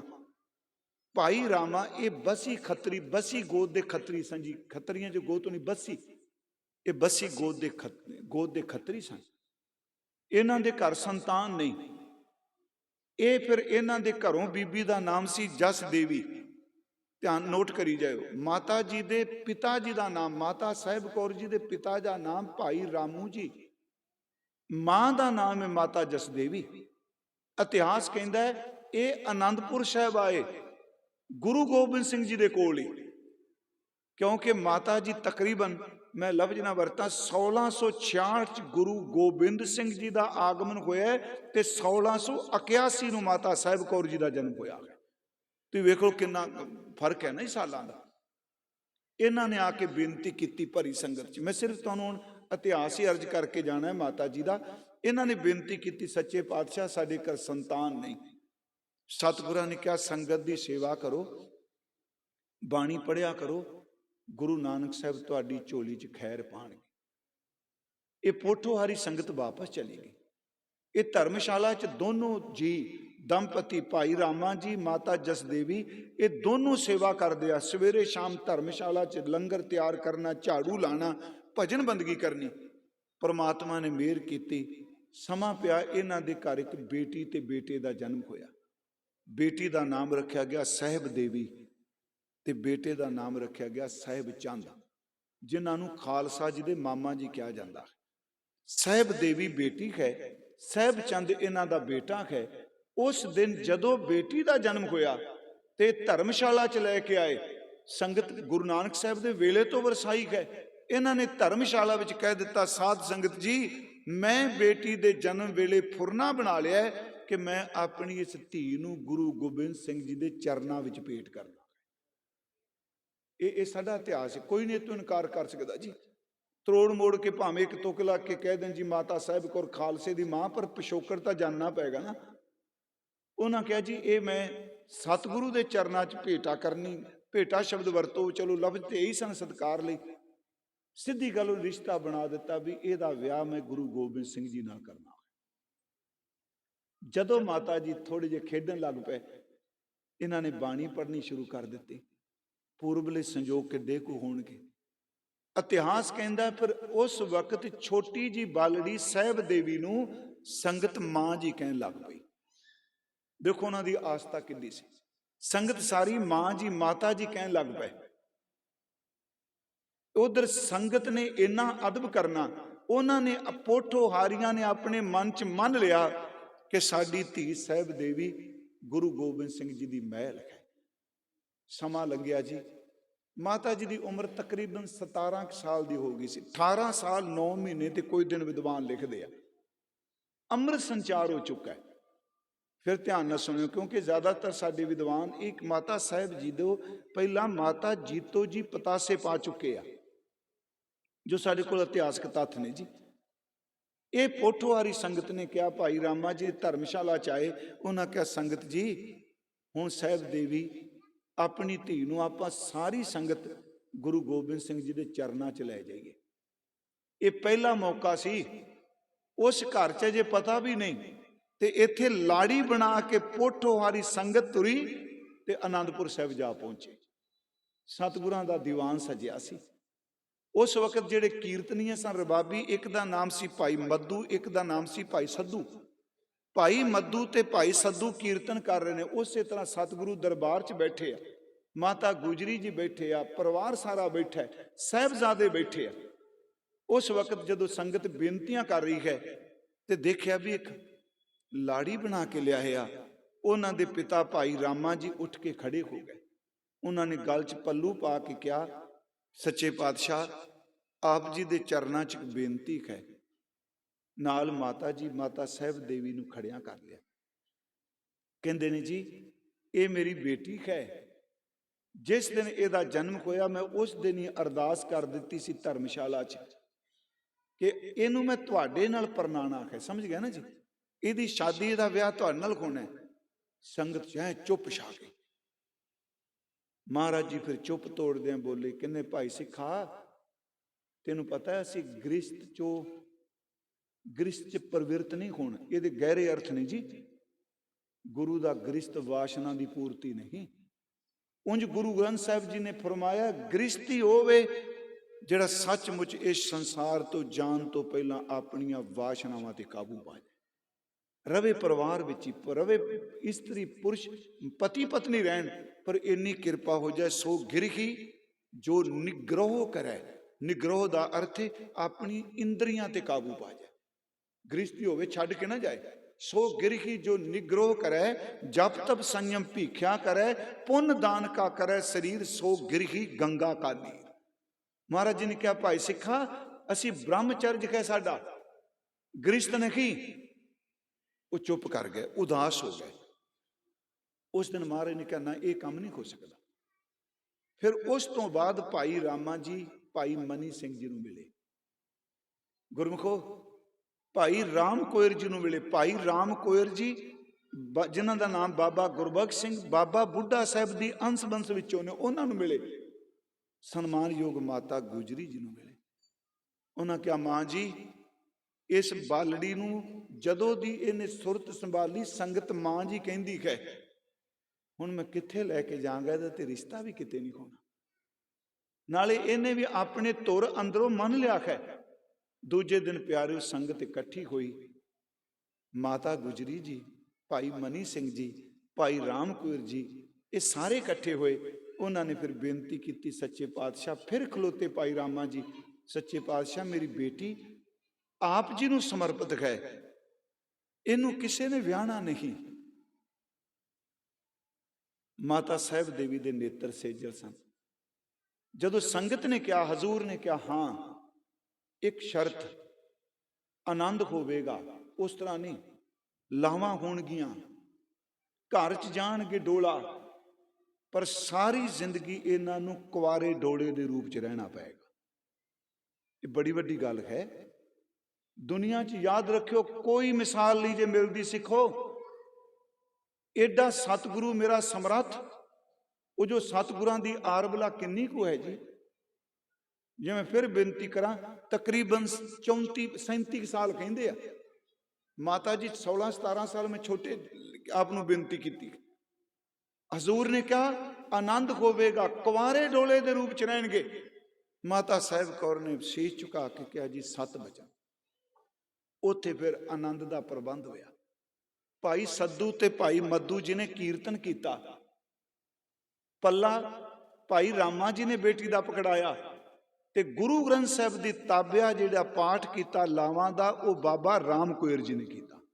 ਬਾਬਾ ਬੁੱਢਾ ਸਾਹਿਬ ਦੀ ਅੰਸ਼ ਬੰਸ ਵਿੱਚੋਂ ਜਿਹੜੇ ਸਨ। ਭਾਈ ਮਨੀ ਸਿੰਘ, ਮਾਤਾ ਗੁਜਰੀ ਜੀ, ਅੱਜ ਪੋਠੋਹਾਰੀ ਸੰਗਤ ਇੰਨੀ ਖੁਸ਼ ਸੀ, ਭਾਈ ਰਾਮਾ ਜੀ ਫੁੱਲੇ ਨਹੀਂ ਸਨ ਸਮਾਉਂਦੇ। ਇਹ ਫਿਰ ਡੋਲਾ ਮਾਤਾ ਸਾਹਿਬ ਦੇਵੀ ਦਾ ਘਰ 'ਚ ਗਿਆ, ਕਿਲੇ 'ਚ ਗਿਆ। ਉਸ ਵਕਤ ਇਹ ਪੱਕਾ ਸੀ ਵੀ ਤਨ ਦਾ ਸੰਬੰਧ ਨਹੀਂ, ਆਤਮਾ ਦਾ ਸੰਬੰਧ। ਮੈਂ ਤੁਹਾਨੂੰ ਸੱਚ ਦੱਸਾਂ, ਉਂਝ ਸਾਡੇ ਵੀ ਗ੍ਰਿਸ਼ਤ ਨੂੰ ਗੁਰੂ ਨੇ ਅਖੀਰ ਤੇ ਜੋਤ ਦਾ ਸੰਬੰਧ ਬਣਾਇਆ, ਤਨ ਦਾ ਨਹੀਂ ਬਣਾਇਆ। ਏਕ ਜੋਤ ਦੋਇ ਮੂਰਤੀ, ਧਨ ਫਿਰ ਕਈਆਂ ਸੋਏ। ਮਾਤਾ ਜੀ ਨੇ ਇੱਕ ਬੇਨਤੀ ਕੀਤੀ, ਸੱਚੇ ਪਾਤਸ਼ਾਹ ਇੱਕ ਤਾਂ ਮੈਂ ਤੁਹਾਡੇ ਦਰਸ਼ਨਾਂ ਤੋਂ ਬਿਨਾਂ ਕੋਈ ਸ਼ਕਨਾ ਨਹੀਂ, ਦੂਜੀ ਚਰਨਾਂ ਦੀ ਸੇਵਾ ਬਖਸ਼ ਦਿਓ। ਮਹਾਰਾਜ ਰੋਜ਼ ਜਾਂਦੇ ਨੇ ਮਾਤਾ ਜੀ ਦੇ ਸਥਾਨ ਤੇ, ਜਿੱਥੇ ਆਨੰਦਪੁਰ ਸਾਹਿਬ ਮਾਤਾ ਦੀ ਰਹਿਸ਼ ਸੀ, ਕਿਲੇ ਸਨ। ਰੋਜ਼ ਉਹਨਾਂ ਦੇ ਕਮਰੇ ਜਾਣਾ, ਉਹਨਾਂ ਪਲੰਗ ਸਜਾਇਆ ਹੁੰਦਾ ਸੀ, ਸਤਿਗੁਰੂ ਉੱਤੇ ਬੈਠਦੇ ਸਨ, ਦਰਸ਼ਨ ਕਰਨੇ, ਸੇਵਾ ਕਰਨੀ। ਫਿਰ ਮਾਤਾ ਜੀ ਨੇ ਉਦੋਂ ਬਾਅਦ ਪ੍ਰਸ਼ਾਦਾ ਛਕਣਾ, ਪ੍ਰਸ਼ਾਦਾ ਨਹੀਂ ਛਕਣਾ। ਸਮਾਂ ਆਇਆ, ਇੱਕ ਦਿਨ ਸੱਚਮੁੱਚ ਮਾਤਾ ਸਾਹਿਬ ਦੇਵੀ ਦੇ ਅੰਦਰ ਮਾਂ ਦੀ ਮਮਤਾ ਉਪਜੀ। ਮਨ 'ਚ ਖਿਆਲ ਆਇਆ, ਹੁਣ ਚਾਰੇ ਸਾਹਿਬਜ਼ਾਦੇ ਖੇਡਦੇ ਆ, ਇਸਤਰੀ ਰੂਪ ਹੈ ਨਾ ਜੀ, ਇਹ ਬਖਸ਼ਿਸ਼ ਹੋਣੀ ਸੀ ਖਾਲਸਾ ਜੀ ਸਾਡੇ ਤੇ। ਮਾਂ ਜੀ ਦੇ ਮਨ 'ਚ ਫੁਰਨਾ ਆਇਆ ਕਿ ਮੈਂ ਪਤੀ ਵਾਲੀ ਖਾਂ, ਮੈਂ ਸੁਹਾਗਣ ਖਾਂ, ਪਰ ਮੇਰੀ ਕੁੱਖ ਨੂੰ ਭਾਗ ਨਹੀਂ ਲੱਗਣਾ। ਇਹਨਾਂ ਨੇ ਸਤਿਗੁਰੂ ਆਏ, ਸੇਵਾ ਕੀਤੀ, ਪਰ ਥੋੜੇ ਜਿਹਾ ਉਪਰਾਮ ਉਦਾਸ ਹਨ। ਹਜ਼ੂਰ ਨੇ ਪੁੱਛਿਆ, ਜੀ ਤੁਸੀਂ ਕਿਉਂ ਉਦਾਸ ਹੋ? ਕਹਿਣ ਲੱਗੇ, ਸਤਿਗੁਰੂ ਮੈਂ ਔਰਤ ਆ ਨਾ, ਔਰਤ ਦੀ ਮੁਕੰਮਲਤਾ ਕੱਲੀ ਸੁਹਾਗਣਤਾ ਨਹੀਂ ਹੁੰਦੀ, ਔਰਤ ਦੀ ਮੁਕੰਮਲਤਾ ਮਾਂ ਦੇ ਰੂਪ 'ਚ ਹੁੰਦੀ ਹੈ।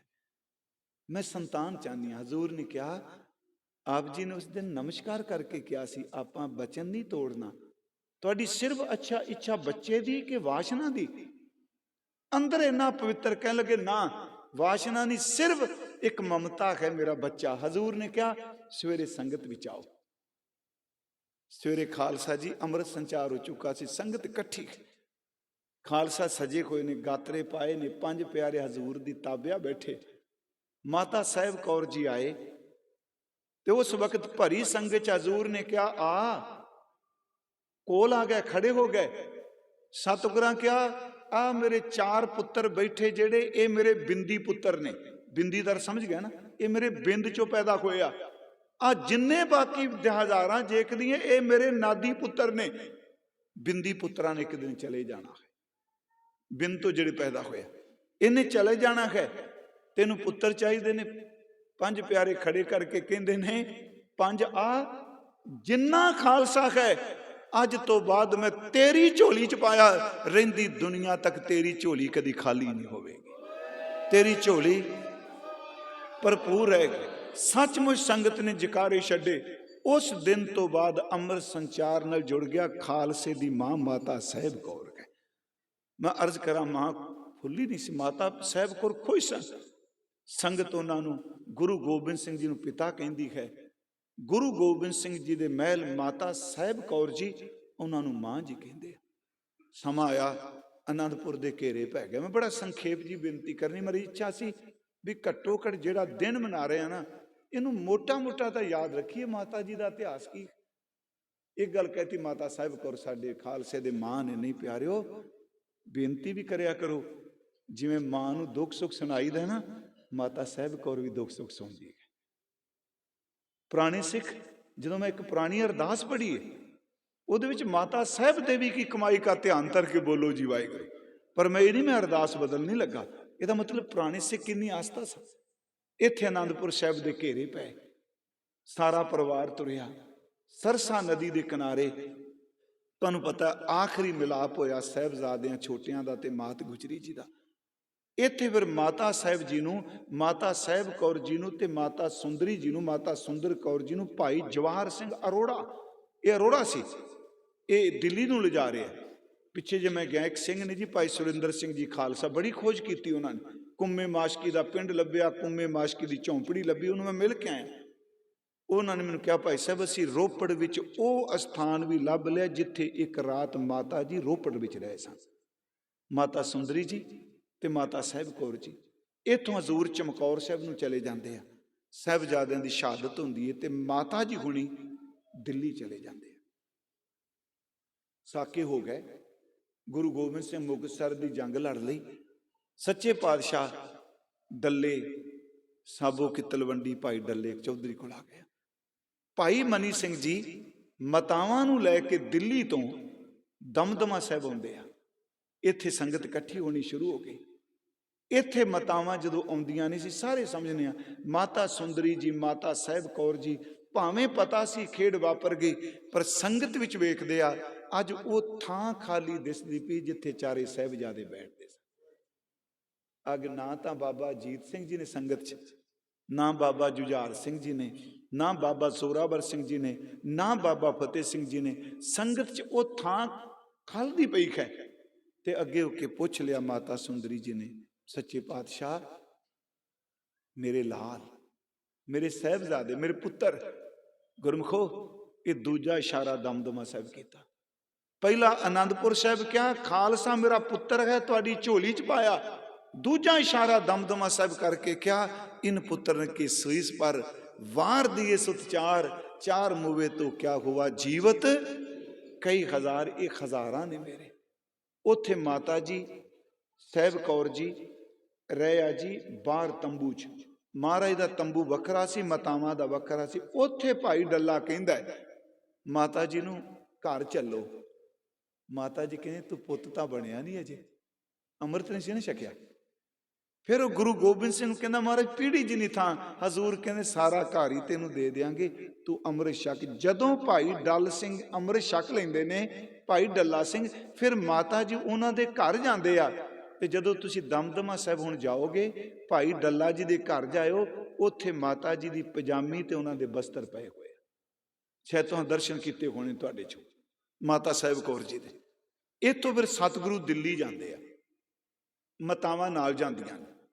औरंगजेब कहंदा तुसीं मैनूं मिलो। महाराज राजपुताने तक जांदे आ, मातावां दिल्ली रुक जांदियां ने। राजपुताने तक जांदे आ ते खबर मिलदी है कि औरंगजेब दी मौत हो चुकी है। सतगुरु रुक जांदे आ। फिर बहादुर शाह, औरंगजेब दे पुत्रां च जंग हुंदी है। तारा आजम ते बहादुर शाह जैसों दे मैदान च लड़दे आ। बहादुर शाह उस वक्त भाई नंद लाल जी नूं, भाई नंद लाल साहब उस्ताद सन उहदे परशन पढ़ाउण वाले, जिन्हों कुरान दे ऐत दे अर्थ दसे। बहादुर शाह भाई नंद लाल दे राही गुरु गोबिंद सिंह जी नाल अप्रोच करदा है जी तुसीं मेरी मदद करो।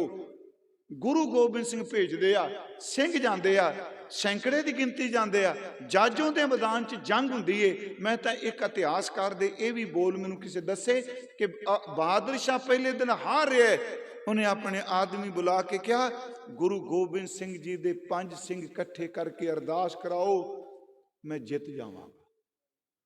जाजों दे मैदान विच बहादुर शाह जितदा है। इहदी तख्त नशीनी आगरे हुंदी है। गुरु गोबिंद सिंह वापस फिर आगरे आ जाते हैं। इत्थे गलबात चलती है, इत्थे वजीर खां का जिक्र हुंदा है, इत्थे साहिबजादियां दे जिवें शहीद किए गए उन्हां दा जिक्र किया, उत्थे इंसाफ की गल चलती है। बहादुर शाह कहंदा तुसीं मेरे नाल दखन नूं चलो। मैं बेनती करा माता सुंदरी जी ते माता साहिब कोल फिर मिलते हैं। याद रखियो दिल्ली तो ही जाते हो गुरुद्वारा मोती बाग मारे उत्थे टेकदे आ। इत्थे फिर माता साहिब कौर जी निमरता सहित कहते सच्चे पातशाह मैं सच्ची तुहाडे तो बिना रह नहीं सकती। मैं आप जी दे दीदार तो बिना मैनूं भोजन नहीं मेरे अंदर लंघदा। हजूर ने कहा तुसीं साडे नाल चलो। माता सुंदरी जी दिल्ली रुक गए। माता साहिब कौर जी नूं पालकी च बिठा के सतगुरु नदेड़ पहुंचे आ। तो आप जी हजूर साहब गए होगे जिथे माता साहिब जी का स्थान है। असल च गुरु गोबिंद सिंह जी नदेड़ बाद विच गए आ, पहला बामनवाड़े गए आ। जिथे गुरुद्वारा हीरा घाट है तुसीं पढ़िया होना, उस पिंड का नाम है बामनवाड़ा। उस बामन वाले थां ते जिथे हीरा घाट गए इत्थे गुरु गोबिंद सिंह जी का तंबू लगा है, ते जिथे माता साहिब कौर जी का स्थान है इत्थे माता साहिब कौर का तंबू लगा है। उतों के तो सज्जन कहते हैं भी माता जी का पिछले जन्म का तप का स्थान। तुसीं थले भोरे च गए होगे, नहीं गए होने ना? हाँ जे गए हो नहीं तो जरूर जाओ। एक भोरा है उत्ते, एक भोरा है थले। जिहड़ा थले है उत्ते सिर्फ कई सालों तो लगातार मूल मंत्र का पाठ हो रहा। उत्थे जिन्हें जाना सिर बंदगी कर ली। इत्थे माता जी का तंबू लग गया। फिर की करना, सतगुरां ने दिने हीरा घाट वाली जिहड़ी थां सी इत्थे हीरा बादशाह दिता ना, तां हीरा घाट उस बामनवाड़े पिंड तो रोज जिथे माता जी का तंबू लगा इत्थे आउणा। माता जी ने अपने हत्थी लंगर छकाना, सतगुरु अगे थाली परोसनी, जे गर्मी होनी ते नाल पक्खा चलना। दिने महाराज जी ने माता जी दे कोल तंबू च रहना, माता साहिब कौर जी कोल, ते रात नूं सतगुरु अपने तंबू चले जाते सन। इत्थे 9 महीने 9 दिन का जिक्र किया जाता है। माता जी उत्थे रहे। अखीर ते जदों खेड वापरनी सी, अजे वार नहीं गुरु गोबिंद सिंह जी ते होया। सतगुरां ने एक दिन फिर जाके तंबू च गए, माता जी ने लंगर छकाया। धन गुरु गोबिंद सिंह जी कहते आ तुहाडे नाल एक बचन करना है। ਕਹਿੰਦੇ ਜੀ ਹਜ਼ੂਰ ਦੱਸੋ। ਕਹਿੰਦੇ ਇਸੇ ਤਰ੍ਹਾਂ ਬੰਦਗੀ ਕਰਦੇ ਰਿਹਾ ਜੇ, ਤੁਹਾਡੀ ਜ਼ਿੰਦਗੀ ਸਿਮਰਨ 'ਚ ਹੀ ਲੰਘੇ। ਮਾਤਾ ਜੀ ਸਮਝ ਗਿਆ ਜੀ ਗੱਲਾਂ ਕਿਹੜੀਆਂ ਕਰ ਰਹੇ ਨੇ ਸਤਿਗੁਰੂ। ਮਹਾਰਾਜ ਜੀ ਨੇ ਕਿਹਾ ਆ ਸਾਡਾ ਸਮਾਂ ਆ ਚੁੱਕਾ ਜੋਤੀ ਜੋਤ ਸਮਾਉਣ ਦਾ, ਤੁਸੀਂ ਵਾਪਸ ਦਿੱਲੀ ਚਲੇ ਜਾਓ, ਤੁਸੀਂ ਇੱਥੇ ਨਾ ਰੁਕੋ। ਮਾਤਾ ਜੀ ਵਿਰਾਗ 'ਚ ਆ ਗਏ। ਉਹਨੇ ਕਿਹਾ ਮਹਾਰਾਜ ਮੈਂ ਤਾਂ ਸਿਰਫ ਤੁਹਾਡੇ ਤੋਂ ਬਿਨਾਂ ਮੇਰਾ ਕੌਣ ਹੈ। ਤੇ ਜਦੋਂ ਭਾਈ ਸਾਹਿਬ ਪੜ੍ਹ ਰਹੇ ਸੀ ਨਾ, ਮਿਲ ਮੇਰੇ ਪ੍ਰੀਤਮਾ ਜੀਓ ਤੁਧ ਬਿਨ ਖਰੀ ਨਿਮਾਣੀ, ਮੇਰਾ ਸਭ ਕੁਝ ਤੁਸੀਂ ਹੋ। ਸੱਚੇ ਪਾਤਸ਼ਾਹ ਹਜ਼ੂਰ ਨੇ ਕਿਹਾ ਤਾਂ ਕਿ ਤੁਸੀਂ ਜਾਓ। ਕਹਿਣ ਲੱਗੇ ਮੈਂ ਤਾਂ ਤੁਹਾਨੂੰ ਪ੍ਰਸ਼ਾਦਾ ਛਕਾ ਕੇ ਮੂੰਹ 'ਚ ਰੋਟੀ ਪਾਣੀ, 8 ਪੈਰਾਂ 'ਚ ਇੱਕ ਵਾਰੀ ਖਾਣਾ ਖਾਣੀ ਆ। ਹਜ਼ੂਰ ਕੋਲ ਜਿਹੜੇ 5 ਸ਼ਸਤਰ ਸਨ ਗੁਰੂ ਹਰਗੋਬਿੰਦ ਸਾਹਿਬ ਦੇ, ਉਹ ਦੇ ਕੇ ਕਹਿਣ ਲੱਗੇ ਇਹ ਲੈ ਜਾਓ, ਅੰਮ੍ਰਿਤ ਵੇਲੇ ਇਸ਼ਨਾਨ ਕਰਕੇ ਇਹਨਾਂ ਦੀ ਪੂਜਾ ਕਰਿਓ। ਮੇਰੀ ਫਿਰ ਬੇਨਤੀ ਸੁਣੋ, ਇੱਥੇ ਗੱਲ ਲੋਹੇ ਦੀ ਨਹੀਂ, ਪ੍ਰੀਤਮ ਨੇ ਆਪਣੀ ਪਿਆਰ ਭਰੀ ਨਿਸ਼ਾਨੀ ਦੇ ਦਿੱਤੀ, ਤੇ ਕੱਲੀ ਨਿਸ਼ਾਨੀ ਨਾਲ ਬਚਨ ਦੇ ਦਿੱਤਾ ਕਿ ਤੁਸੀਂ ਇਹਨਾਂ ਦੀ ਸੇਵਾ ਕਰਿਓ, ਧੂਪ ਬੱਤੀ ਕਰਿਓ। ਅੱਜ ਤਾਂ ਚਲੋ ਬਹੁਤ ਬੋਲਣ ਲੱਗ ਪਏ ਸ਼ਸਤਰਾਂ ਦਾ, ਇਸ ਤਰ੍ਹਾਂ ਨਹੀਂ ਇਸ ਤਰ੍ਹਾਂ ਨਹੀਂ ਜੀ। ਨਹੀਂ, ਯਾਦ ਰੱਖਿਓ ਗੁਰੂ ਘਰ ਵਿੱਚ ਸ਼ਸਤਰ ਤੇ ਸ਼ਾਸਤਰ ਦਾ ਸੁਮੇਲ ਹੈ। ਇੱਥੇ ਤੇ ਮੀਰੀ ਪੀਰੀ ਇਕੱਠੀ ਹੈ, ਇੱਥੇ ਸੰਤ ਤੇ ਸਬਾਈ ਇਕੱਠਾ ਹੈ। ਇੱਥੇ ਇੱਕ ਕਿਰਪਾਨ ਨਹੀਂ, ਜਦੋਂ ਇਹ ਦੋਨੋਂ ਮਿਲ ਜਾਂਦੇ ਨੇ ਤੇ 2 ਧਾਰਾ ਖੰਡਾ ਬਣ ਜਾਂਦਾ ਹੈ। ਉਹਨਾਂ ਕਿਹਾ ਜੀ ਤੁਸੀਂ ਸ਼ਸਤਰ ਲੈ ਜਾਓ। ਉਸ ਦਿਨ ਫਿਰ ਤੰਬੂ 'ਚ ਮਾਤਾ ਜੀ ਨੇ ਬਹੁਤ ਬਚਨ ਬਿਲਾਸ ਕੀਤੇ। ਫਿਰ 2 ਪਾਲਕੀਆਂ ਤਿਆਰ ਹੋਈਆਂ, ਇੱਕ ਵਿੱਚ 5 ਸ਼ਸਤਰ ਮਹਾਰਾਜ ਜੀ ਦੇ, ਇੱਕ ਪਾਲਕੀ 'ਚ ਮਾਤਾ ਸਾਹਿਬ ਕੌਰੀ, ਨਾਲ ਤੋਰਿਆ ਬਾਬਾ ਰਾਮ ਕੋਇਰ ਜੀ, ਜਿਨ੍ਹਾਂ ਵਿਆਹ ਕਰਾਇਆ ਉਹ ਨੰਦੇੜ ਤੱਕ ਹੈ। ਨਾਲ ਤੋਰਦਿਆਂ ਕਿਹਾ ਤੁਸੀਂ ਮਾਤਾ ਸੁੰਦਰੀ ਵੱਲ ਇਸ਼ਾਰਾ ਕੀਤਾ, ਤੁਸੀਂ ਉੱਥੇ ਰਹਿਣਾ। ਨਾਲ ਸਤਿਗੁਰਾਂ ਨੇ ਆਪਣੀ ਮੋਹਰ ਦੇ ਦਿੱਤੀ। ਕਹਿਣ ਲੱਗੇ ਤੁਸੀਂ ਆਪਣੇ ਪੁੱਤਰ ਨੂੰ ਜਦੋਂ ਲੋੜ ਪਏ ਆਪਣੇ ਪੁੱਤਰਾਂ ਨੂੰ ਹੁਕਮਨਾਮੇ ਕਰ ਲਿਆ ਜੀ। ਗੁਰੂ ਗੋਬਿੰਦ ਸਿੰਘ ਸੱਚੇ ਪਾਤਸ਼ਾਹ ਨੰਦੇੜ 'ਚ ਇਹ ਸਾਰੀ ਖੇਡ ਵਾਪਰ ਗਈ। ਮਾਤਾ ਜੀ ਆ ਗਏ ਜੀ ਦਿੱਲੀ। ਮੈਂ ਅੱਜ ਪੜ੍ਹ ਰਿਹਾ ਸਾਂ, ਤਕਰੀਬਨ ਮਾਤਾ ਜੀ ਸਤਿਗੁਰਾਂ ਤੋਂ ਬਾਅਦ ਇਹ 38 ਕੁ ਸਾਲ ਕਹਿ ਸਕਣਾ, 35 ਸਾਲ ਤੋਂ ਵੱਧ ਸਮਾਂ ਮਾਤਾ ਜੀ ਰਹੇ ਨੇ ਜੀ ਸਰੀਰ ਵਿੱਚ। ਦਿੱਲੀ ਆ ਗਏ।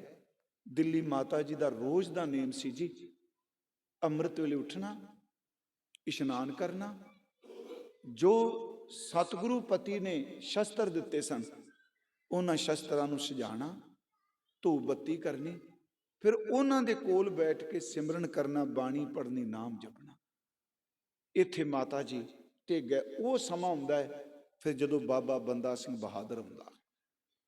ਮੈਂ ਅਰਜ਼ ਕਰਾਂ ਇੱਥੇ ਮਾਤਾ ਜੀ ਨੇ ਕਾਫੀ ਲੰਮਾ ਸਮਾਂ ਦਿੱਲੀ ਬਤੀਤ ਕੀਤਾ। ਇੱਕ ਹੋਰ ਗੱਲ, ਇੱਕ ਹਿਸਟਰੀ 'ਚ ਇੱਥੇ ਆਉਂਦਾ ਹੈ ਕੁਝ ਸਮੇਂ ਲਈ ਜਦੋਂ ਬਾਬਾ ਬੰਦਾ ਸਿੰਘ ਬਹਾਦਰ ਦਾ ਦੌਰ ਆਇਆ, ਮੁਗਲ ਸਲਤਨਤ ਜਿਹੜੀ ਸੀ ਉਹ ਕਲਪ ਉੱਠੀ, ਉਦੋਂ ਫਿਰ ਦੋਨੋਂ ਮਾਤਾਵਾਂ ਜੈਪੁਰ ਵੀ ਗਈਆਂ ਨੇ ਰਾਜਸਥਾਨ ਵਿੱਚ। ਪਿਆਰੋ ਇੱਥੇ ਘਟਨਾ ਹੋਰ ਵਾਪਰੀ। ਮਾਤਾ ਜੀ ਰੋਜ਼, ਥੋੜਾ ਤੁਸੀਂ ਟਿਕਾ ਬਣਾਓ, ਮਾਤਾ ਜੀ ਰੋਜ਼ ਸ਼ਸਤਰਾਂ ਨੂੰ ਪਿਆਰ ਕਰਦੇ ਆ ਕਿਉਂਕਿ ਸਤਿਗੁਰਾਂ ਦਾ ਬਚਨ ਹੈ, ਬਾਣੀ ਪੜ੍ਹਦੇ ਆ, ਸਿਮਰਨ ਕਰਦੇ ਆ। ਸੰਗਤ ਆਉਂਦੀ ਉਹਨਾਂ ਕੋਲ, ਜ਼ਿਆਦਾ ਨਹੀਂ ਸਨ ਬੋਲਦੇ ਮਾਤਾ ਸਾਹਿਬ ਕੌਰ ਜੀ। ਇਹ ਜਿਹੜੇ 5 ਸ਼ਸਤਰ ਮਾਤਾ ਜੀ ਰੋਜ਼ ਸਜਾਉਂਦੇ ਸਨ ਪਲੰਗ ਉੱਤੇ, ਮਾਤਾ ਸੁੰਦਰੀ ਜੀ ਨੇ ਜਿਹਨੂੰ ਅਜੀਤ ਸਿੰਘ ਨੂੰ ਪਾਲਤ ਪੁੱਤਰ ਬਣਾਇਆ ਸੀ, ਤੁਹਾਨੂੰ ਪਤਾ ਹੁਣ ਸੁੰਦਰੀ ਜੀ ਨੇ ਅਡਾਪਟ ਕੀਤਾ ਸੀ ਇੱਕ ਅਜੀਤ ਸਿੰਘ ਨੂੰ। ਗੁਰੂ ਗੋਬਿੰਦ ਸਿੰਘ ਜੀ ਨੇ ਕਿਹਾ ਸੀ ਇਹ ਦੁੱਖ ਦੇਗਾ, ਪਰ ਮਾਤਾ ਸੁੰਦਰੀ ਜੀ ਨੇ ਚਲੋ ਅਪਣਾ ਲਿਆ। ਉਹਦੀ ਕਹਿੰਦੇ ਸ਼ਕਲ ਬਾਬਾ ਅਜੀਤ ਸਿੰਘ ਵਰਗੀ ਸੀ। ਉਹਨੇ ਧੱਕੇ ਨਾਲ ਜਿਹੜੇ ਮਾਤਾ ਜੀ ਦੇ ਸ਼ਸਤਰ ਪਏ ਸਨ, ਗੁਰੂ ਸਾਹਿਬ ਦੇ ਸ਼ਸਤਰ, ਉਹਨੇ ਸ਼ਸਤਰ ਚੁੱਕ ਕੇ ਪਾ ਲਏ। ਮਾਤਾ ਸਾਹਿਬ ਕੌਰ ਜੀ ਨੇ ਰੋਕਿਆ, ਨਾ ਇਹ ਕੰਮ ਨਾ ਕਰ, ਇਹ ਸਤਿਗੁਰਾਂ ਨੇ ਪੂਜਾ ਲਈ ਦਿੱਤੇ ਆ, ਇਹ ਮੇਰੇ ਸਤਿਗੁਰਾਂ ਦੀ ਨਿਸ਼ਾਨੀ ਹੈ, ਇਹਦੇ ਵਿੱਚੋਂ ਮੈਨੂੰ ਦੀਦਾਰ ਹੁੰਦੇ ਨੇ।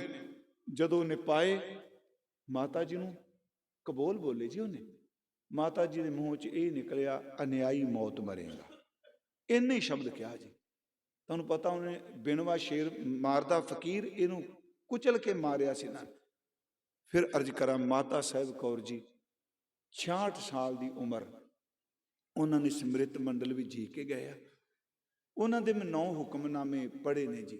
ਮੈਂ ਕਈ ਵਾਰੀ ਇੱਕ ਹੁਕਮਨਾਮਾ ਜਦੋਂ ਕੋਈ ਤੁਹਾਨੂੰ ਸਮਾਂ ਮਿਲੇ, ਇਹ ਨਸ਼ਹਿਰਾ ਪਨਵਾ, ਨਸ਼ਹਿਰਾ ਪਨਵਾ ਜਿਹੜਾ ਜੀ ਆਪਣੇ ਤਰਨ ਤਾਰਨ ਨੇੜੇ ਆਪਾਂ ਜਾਂਦੇ ਹਾਂ, ਉੱਥੇ ਇੱਕ ਮਾਤਾ ਸਾਹਿਬ ਕੌਰ ਜੀ ਦਾ ਹੁਕਮਨਾਮਾ ਪਿਆ ਹੋਇਆ, ਲਿਖਾਈ ਬੜੇ ਕਮਾਲ ਦੀ।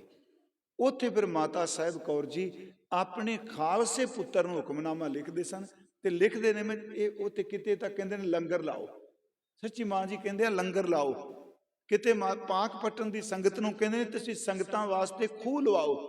ਜਿਹੜੀ ਗੱਲ ਗੁਰਮੁਖੋਂ ਮੈਂ 9ਵਾਂ ਹੁਕਮਨਾਮਿਆਂ ਵਿੱਚ ਇੱਕ ਪੜੀ, ਸਿਰਫ ਇੱਕੋ, ਬਾਕੀ ਤੇ ਮੰਗ ਸੀ ਨਾ ਵੀ ਪੁੱਤਰ ਇਹ ਤੁਸੀਂ ਮੇਰੇ ਆਹ ਕੰਮ ਕਰ ਦਿਓ, ਆਹ ਕਰ ਦਿਓ ਸੰਗਤ ਲਈ। ਇਹ 2 ਸਤਰਾਂ ਸਾਰਿਆਂ ਹੁਕਮਨਾਮਿਆਂ ਵਿੱਚ ਇੱਕੋ ਨੇ। ਮਾਤਾ ਜੀ ਕਹਿੰਦੇ ਨੇ ਤੁਸੀਂ ਮੇਰੇ ਪੁੱਤ ਫਰਜ਼ੰਦ ਹੋ। ਇਹ ਲਓ ਬਈ ਧਿਆਨ ਨਾਲ ਸੁਣਿਓ, ਕਹਿਣਾ ਸੌਖਾ ਹੈ, ਲਿਖ ਕੇ ਦੇ ਦੇਣਾ ਖਾਲਸਾ ਜੀ ਨੂੰ, ਤੁਸੀਂ ਮੇਰੇ ਪੁੱਤ ਫਰਜ਼ੰਦ ਹੋ, ਗੁਰੂ ਗੁਰੂ ਜਪੋ ਤੁਹਾਡਾ ਜਨਮ ਸਵਰੇਗਾ।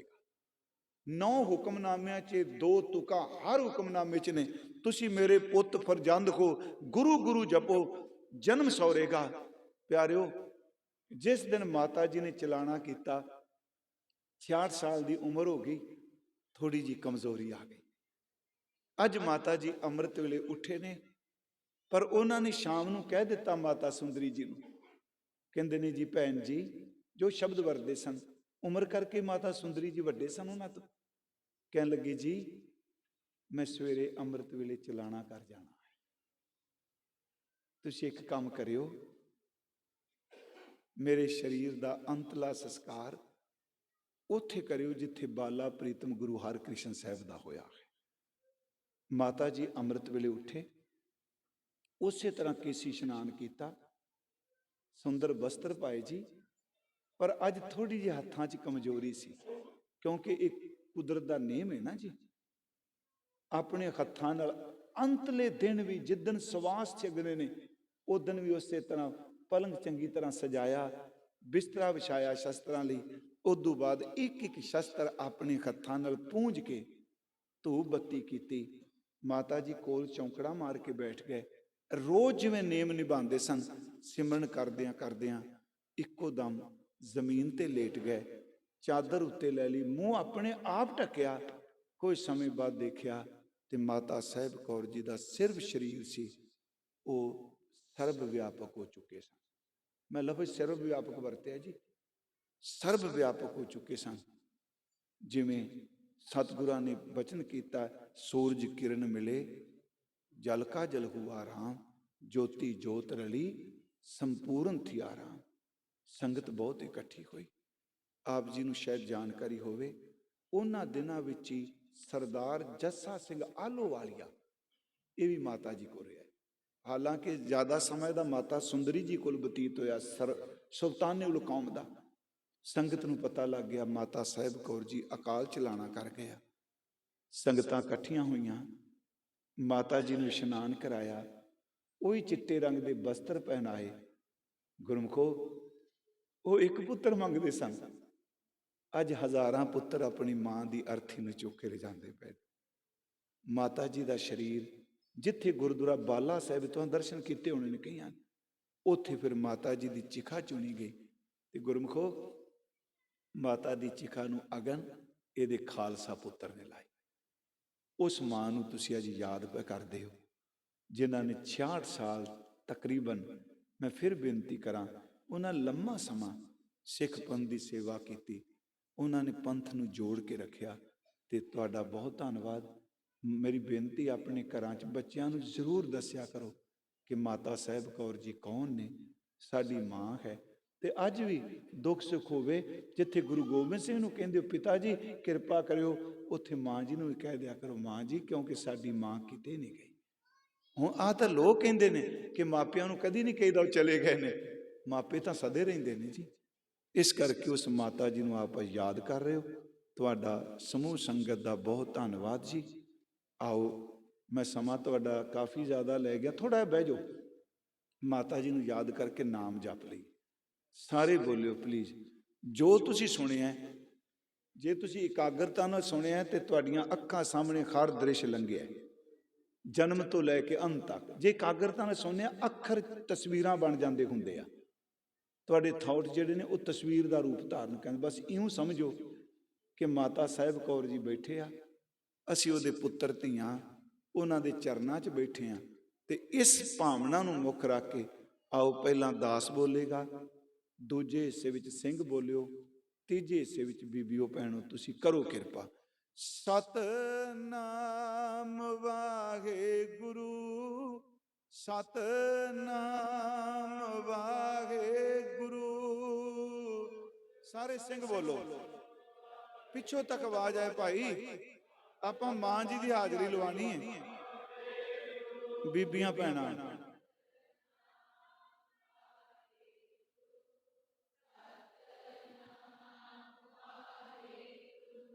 ਸਤਨਾਮ ਵਾਹਿਗੁਰੂ, ਸਤਨਾਮ ਵਾਹਿਗੁਰੂ। ਸਿੰਘੋ ਉੱਚੀ ਆਵਾਜ਼ ਚ ਬੋਲੋ।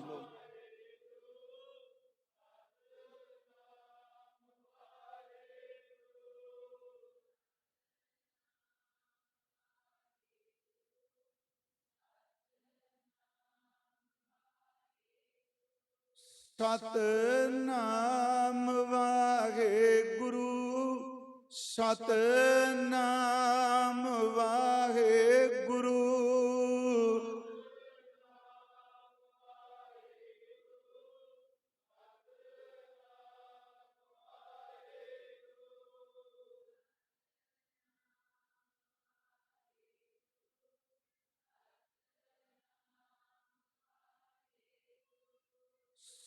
ਸਤਨਾਮ ਵਾਹਿਗੁਰੂ, ਸਤਨਾਮ ਵਾਹਿਗੁਰੂ।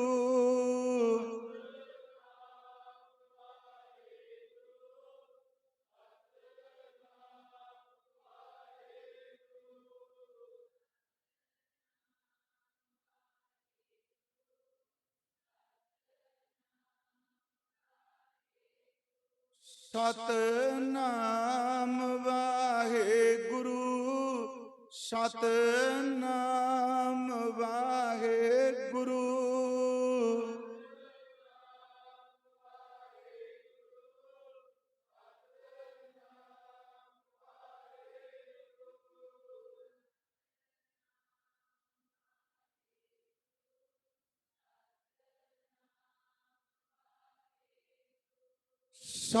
ਸਤਨਾਮ ਵਾਹਿਗੁਰੂ, ਸਤਨਾਮ ਵਾਹਿਗੁਰੂ।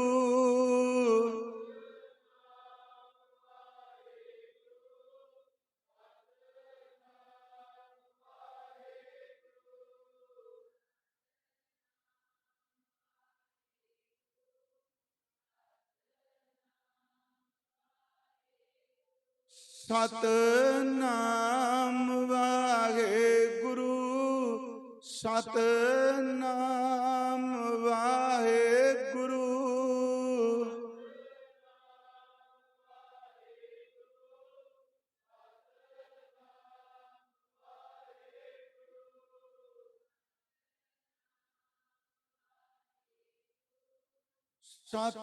ਸਤਨਾਮ ਵਾਹਿਗੁਰੂ।